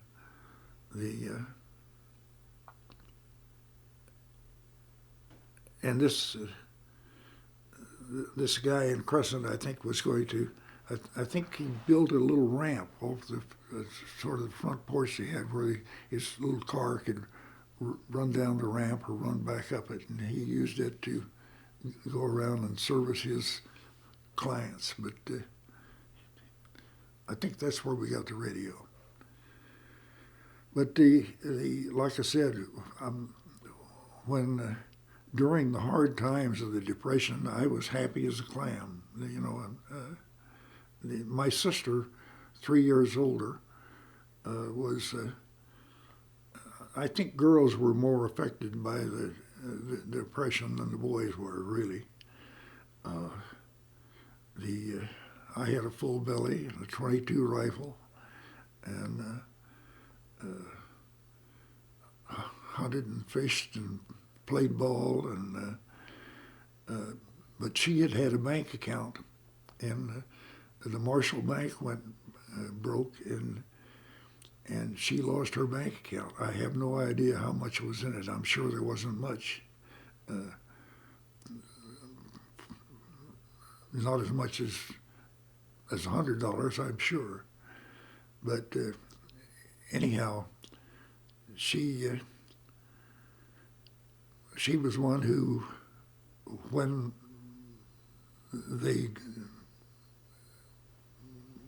accumulated some sort of wealth, would never put anything anywhere unless it was in a CD, a guaranteed fund. Yeah. She wouldn't think of buying anything in the stock market. Yeah. But no, I thought we were never hungry or anything like that. I can remember that I think some of my classmates were hungry in those days. Some of the ones who lived in the little town of Marshall, that their fathers had been sort of handymen or something like that. There wasn't anyone to hire them or anything. Well, on the current farm property, what are the structures that exist today? What are the what? What are the structures that exist today? The newer structures? Zilch. Zilch. So it's just land. They're and I had not I. Well, I furnished the money, but we had a beautiful fence along the between the field and the creek, and then we had the. Remember a few years ago we had the bad ice storm, and trees fell on the fence, and so my poor fence doesn't amount to much anymore. Were there any ponds? Yeah, a very small pond that I took advantage of the soil conservation program that they had many years ago. I don't know how many, 20, 25 years ago. And I had a place that was eroding, and they built a pond. He asked about the pond. Back in the old days, I don't know whether you can still see them or not. There were over in the pasture there were at least 3 what my dad called buffalo walls. Oh. You know what a buffalo wall is? Uh-huh. Yeah, they're over there. And I have found a few arrowheads, and as a kid I found a really nice one, and it was the classical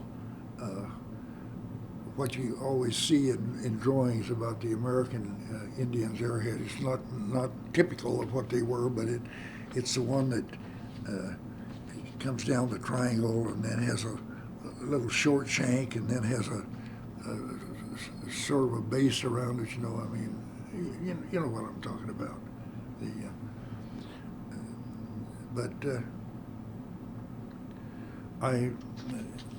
That one my mother had in a china cabinet, and somehow or other, at the time of her death, it disappeared. Somebody got it.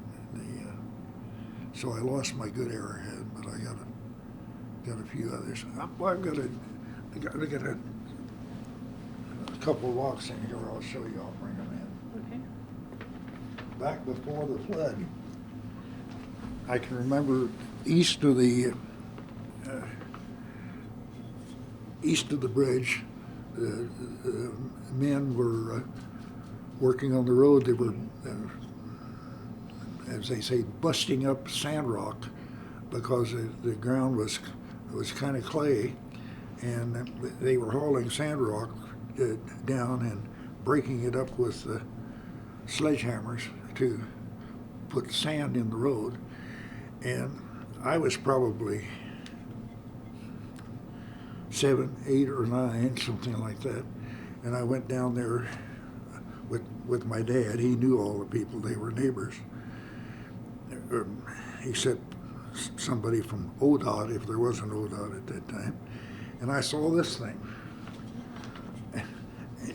that was about to be broken up.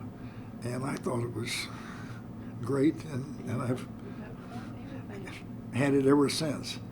What do you think it is, though? Well, it's just a natural concretion. I don't know. I don't think man ever worked on it. We had a lady here comes to clean the house, and she was interested in the profile that looked something like something, but it's I'm sure it is just Wear and tear from the weather, from the water. yeah, just natural. And I had that in there beside. Now that is something that man has worked on, but that's from Arabia. It is a petrified fern of some sort, and it was a hand axe that they would use to It's heavy. break bone to get to the marrow, or you know. And I've got hundreds of arrowheads from Arabia.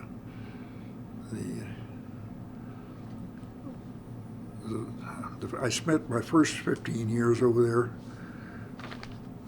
chasing around after a little red ball playing golf. And in the last 5 years, I got interested in archaeology. And Arabia is going to be well, it is already, but it's going to be a great archaeological place someday when they really open it up.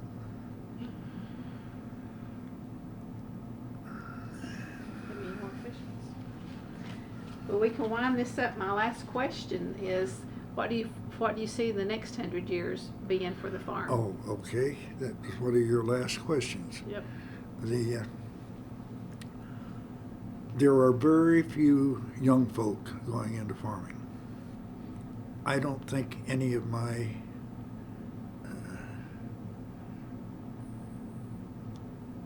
present descendants, son, daughter, granddaughter, or grandson, have any interest in selling the farm. But I don't know who there's going to be to run it. So I wouldn't be surprised, but what I think, like I said, it is a productive farm. I don't think that it will be allowed to remain idle, but I think that probably there's going to have to be some sort of a corporate organization, or the farm will be operated by somebody or an industrial complex of some sort. I think a lot of the land will be. I just, there are so few young people going into the farming business that I can't imagine that there's going to be someone interested in running that one farm. And like, as I was talking long ago, quite a while ago, about the school bus, you could take the school bus route that I took as a kid and make the run, and there would be nobody to pick up nowadays. You know, back when the land was first opened, almost every quarter section had a family living on it. There were exceptions, but with the school bus, certainly every mile you picked up somebody. Usually it was every half mile. But now you could make that run, there isn't anybody there.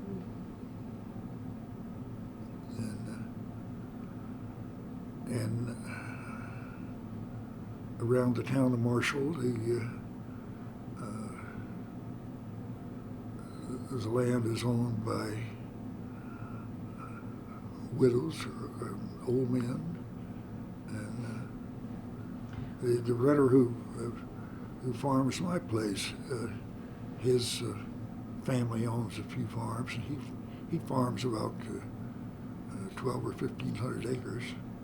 But And how much longer do you think he'll be in the business? well, he's not a young man anymore either. He must be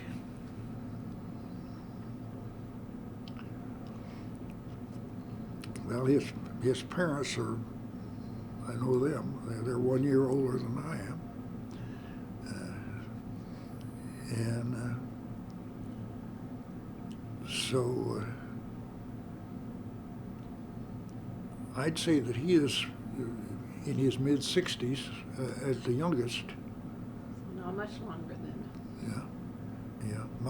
My sister, who passed away a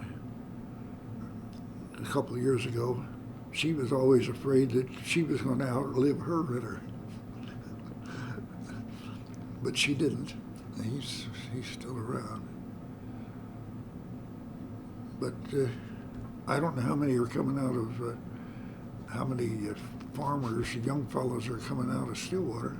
Did you know, by any chance, I don't know whether they called him doctor or what, Jonathan Friend? He was. Jerry's done an interview with him. he was a teacher in Stillwater. He was one of my classmates. And Well, a colleague has done an interview with him. was that right? Mhm. I had a letter from my brother just a couple of days ago, said Jonathan died last November or something like Right. We did the interview with him, and then a couple days later he passed away. that. No It was kidding. so sudden. Yeah. He was with the College of Veterinary Medicine. Yeah. Mhm. He was. Jonathan was our English teacher. Particularly when we were freshmen and sophomores, something like that, he would line us up around the room and ask pop questions, and Jonathan had the ability to remember dates. Jonathan wasn't known as an extremely bright student or anything like that, but he knew dates. And someone said that someone told me, it wasn't Jonathan, that in veterinary medicine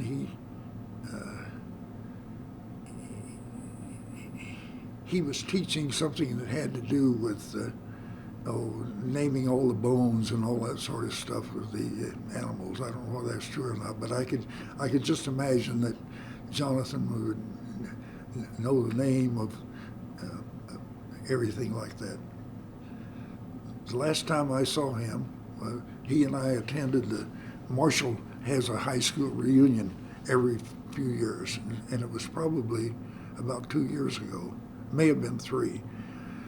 He and I were the only 2 from our class who were there, and he was telling me a story about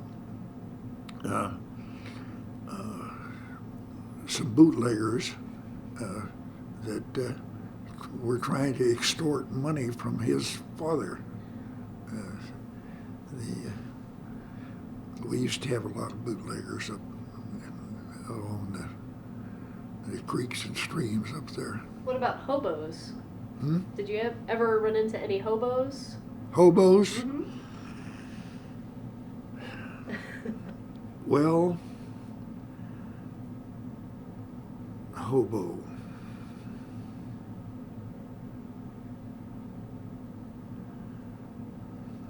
We had a man in Marshall who used to, again, when I was a very small kid, he had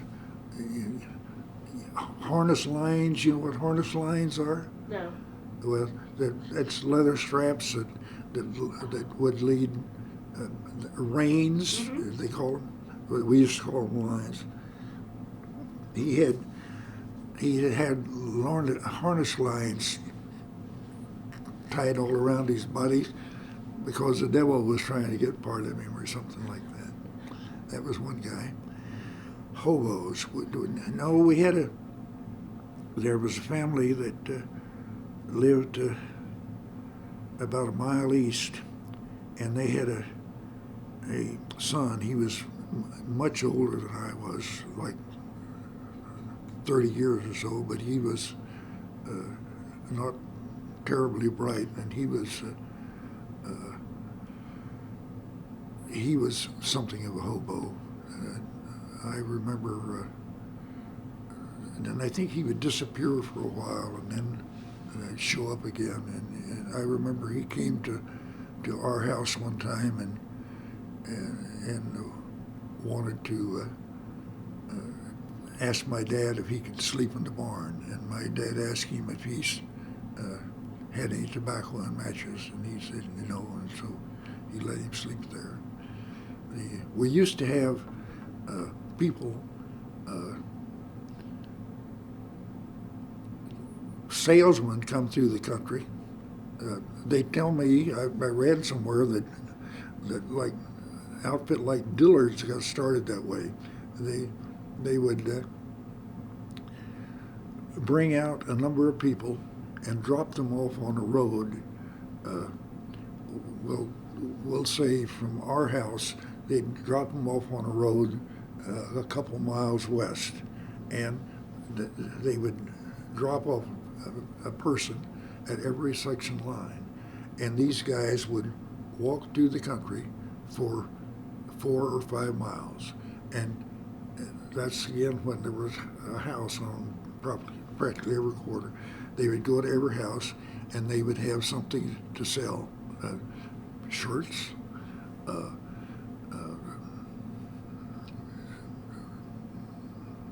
teapots, or something like that. And there was a guy who came to our house. I know I said shirt because my dad bought a shirt, and the fella had one that he displayed, and it was kind of a denim shirt or something like that.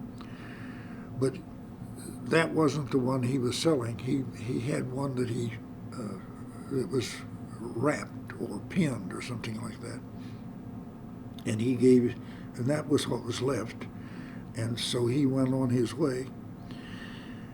And when my parents unwrapped this shirt, there was something wrong with it. I don't know what it was. Whether it only had one sleeve or something. But my dad jumped in the car and caught him before he reached his destination. And I don't know whether, all I know is my dad came back with his dollar or what it was, and the other shirt. But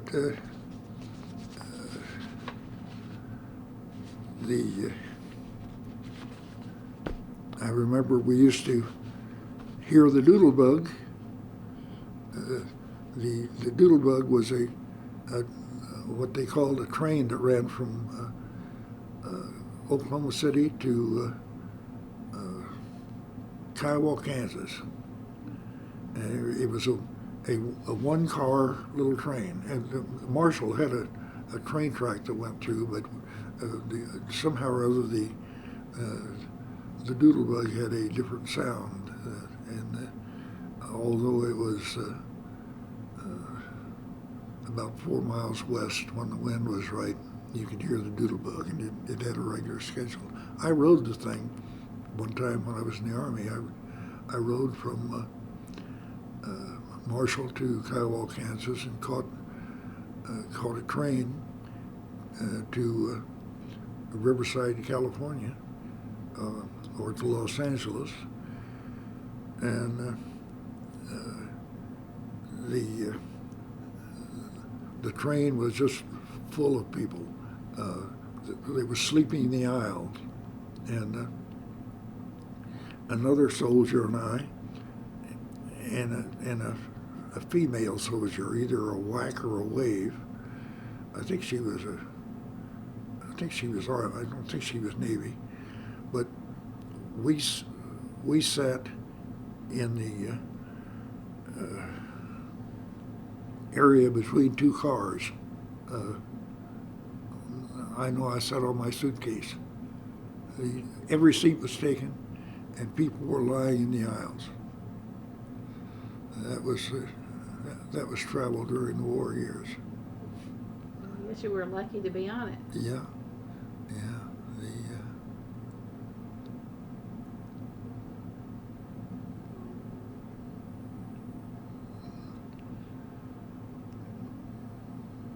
Yeah, I used to, as Pat said a while ago,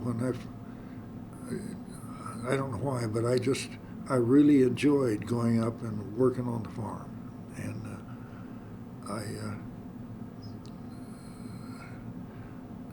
there's a lot of might be fairly valuable lumber growing up there now.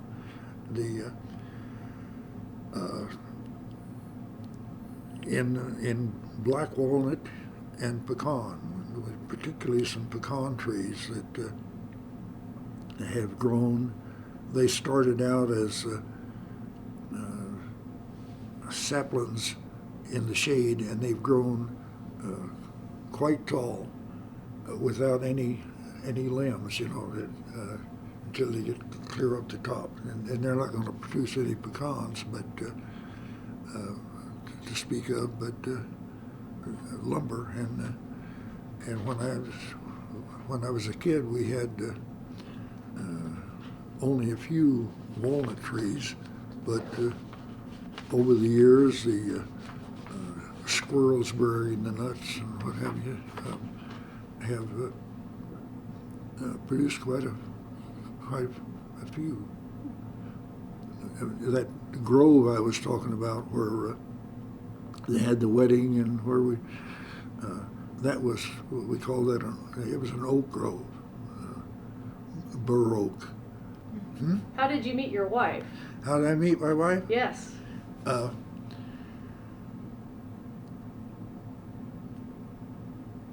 I was on my way to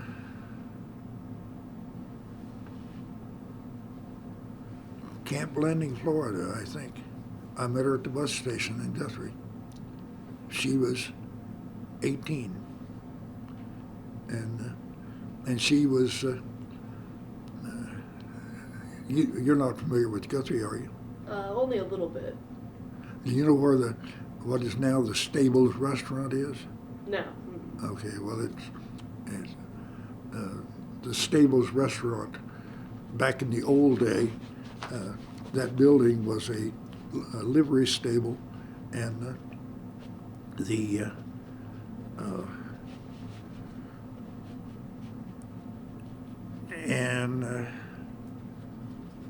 when I met my wife, one corner of it was the Greyhound bus station, and so I met her at the bus station, and she gave me her address, and I wrote her, and we wrote, and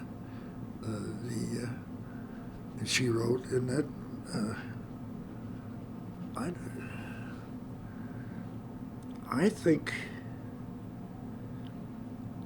I think that was on my way when I was back to going to Blanding, and then I went from Blanding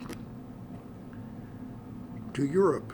So I wrote her while I was in Europe, and she was a nurse. She went from high school into nurses training, and I'll show you her picture. Oh.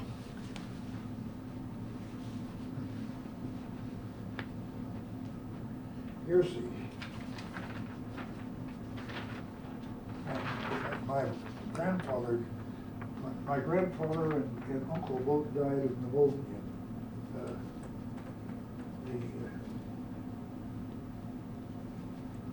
Before the 5 years had run out. And so my grandmother was the one who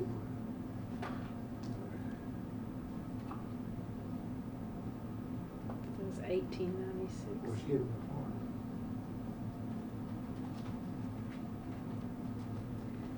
And the last name was spelled with an E. The last name had an E on the end. No, not actually, but it's written that way several times because it was they pronounced it break, and people automatically put an E on the end of it. Okay. I think one of the tombstones here are about the only pictures I have of my dad. How about that? That's him with his older sister, and here he is as a fairly young fellow, and there's he is as an old man, and here he is with my uncle. Some loud pants. He has some major hairdo going on there.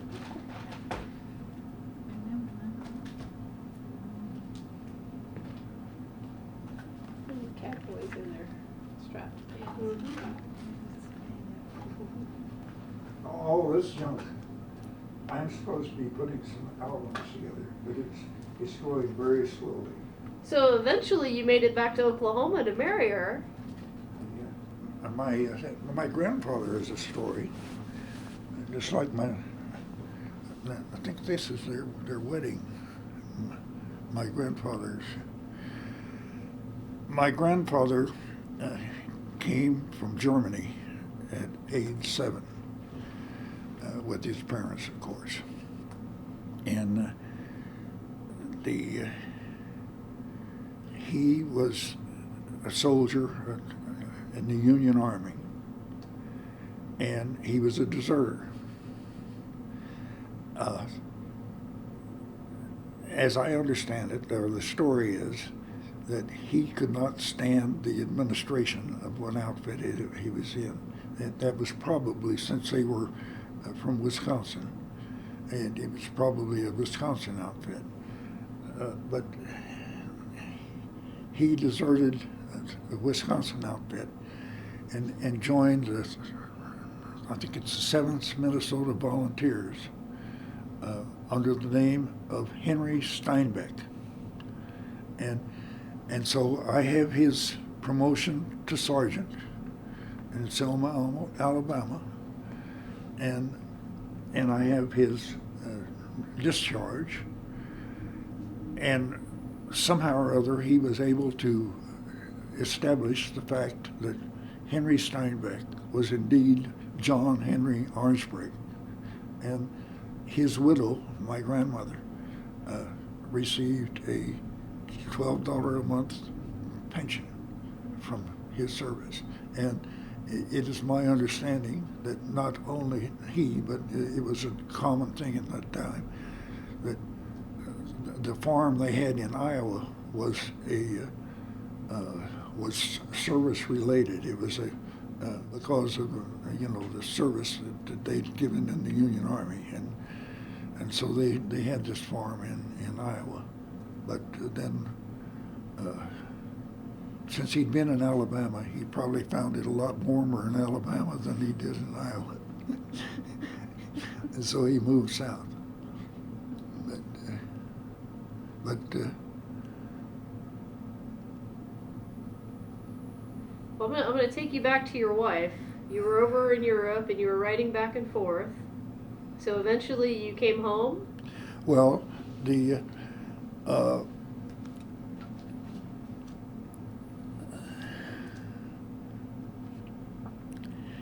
reason, in Arabia, I was over there alone for it seems to me like from about June until February, and then the family came over. Pat was how old were you? That was 50. You were 6, or approximately 6. To Arabia. I think she's asking about you coming back from the war and meeting and marrying Mom. Oh, well, yeah. When I came back from the war,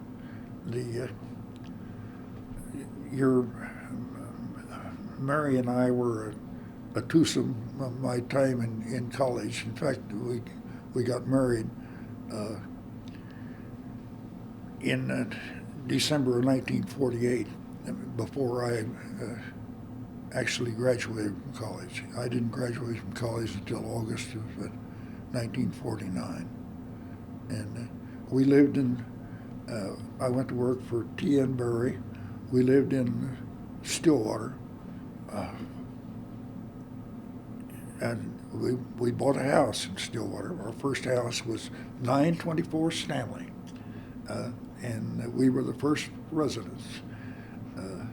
I don't know where you know where Stanley is. It's a small little house. It was on the corner, and we lived there for, that's where we lived when Pat was born. And So tell us about your chivalry. oh, the chivalry, that Yeah. was not our chivalry. Oh. No, when I was that's my middle half brother and his family.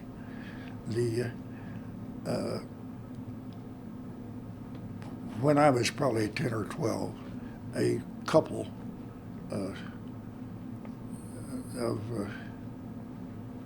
people a little older than people usually are when they get married for the first time. A guy named Earl Morris and Mary Johnson got married. and anyhow, they were given a charivari, and I didn't know exactly what was going on or why it was going on, but they were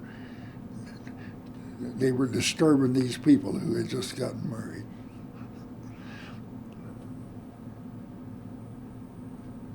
That's the only charivari I ever attended. So you did not get chivalried when No. you got married. You weren't lucky enough. No. When we got married, we went to New Orleans, and of all things, one of the things we did in New Orleans was watch OU play North Carolina for the national championship, the Sugar Bowl.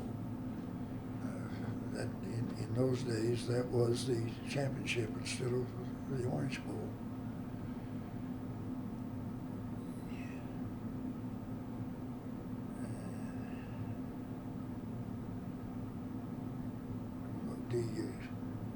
I told you about the family reunions. Is this your honeymoon? Huh? Is this you on your honeymoon? No, that's not our honeymoon. That's a trip from Arabia. We're like, can't you tell I'm much older than? No, get that little picture of your mother. That's the only one we have. We didn't even think I about thought you taking a picture. had a picture of your honeymoon.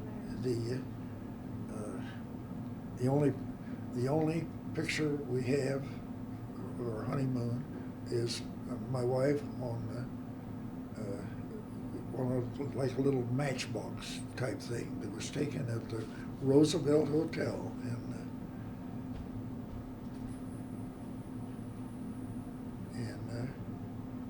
New Orleans. How you like that hat? That's a good-looking hat. This is them somewhere. But I recognize that dress she has on. And this is him at the end of World War II. That's crossing the Atlantic on a ship. I don't know whether that's we went on the, I don't know whether that's we went on the United States, and we went on a Dutch ship, and I remember that dress. we went on It's a black knit from. we went on an Italian line. We went into Naples, and my wife liked to ride on ships, and when we worked in South America, we rode the Grace lines. In fact, I've got the passenger list for one of them. And then he almost got swept down the Magdalena River. Yeah. He's had a great life. Sounds He's like had a it. great life. But you always came back to this Logan County.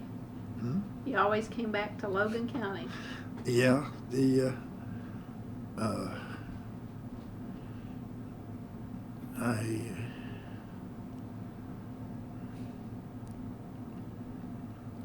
I don't know why. Well, no, I don't. When we bought a house in El Paso, Texas, and my wife really liked El Paso, but her mother was here, and she was, we'll say, physically qualified for a nursing home, but not mentally. So actually, we came back to Guthrie to buy a house and have a place for her mother. We looked at several houses, and this was one of those. And so we bought this place, and her mother lived here with us for how How long did Grandma live here? You have any idea? Well, I know she was living here when Jessica was born, and that was in 1977. But anyhow, Grandma occupied the room back there. We had when we came from El Paso, we had 3 Dobermans. One of them was with Pat. One Doberman didn't like Grandma. Grandma would come out of her bedroom, and this Doberman would like to. She was the runt of a litter, and she liked to lie where Grandma liked to sit, and this dog would always growl when Grandma came out. Never did bite her. She bit Jessica one time. Made a little mark on her cheek because in the same place. She liked to lie under the edge of that counter in there. And We brought that old black cat, Charles Albert Charles Albert, cat. yeah. Well, you named the cat. That was in El Paso. Marianne had a cousin. He was a teacher of what do you call them? Mentally challenged children. Special aid. Yeah, special aid children. And he was really a great guy, but he was, few of them were known in those days. He was gay. And he could play the piano until the world looked flat. And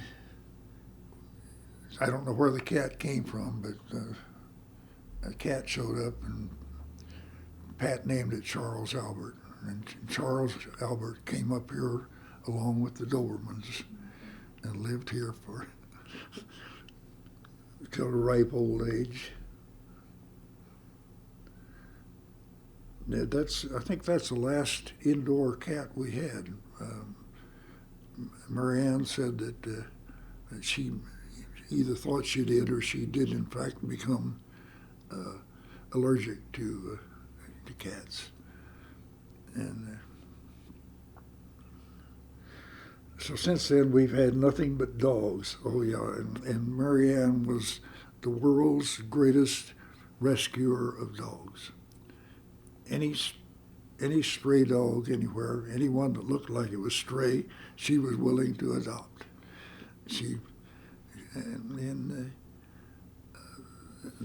This was the last one she brought home. That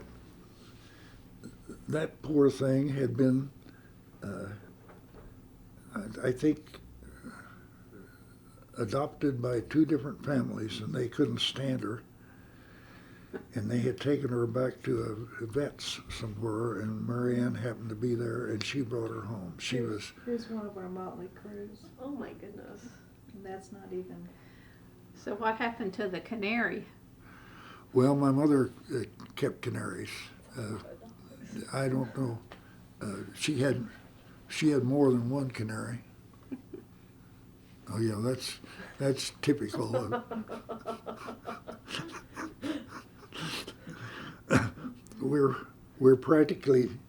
I'm practically destitute with only 2 dogs now.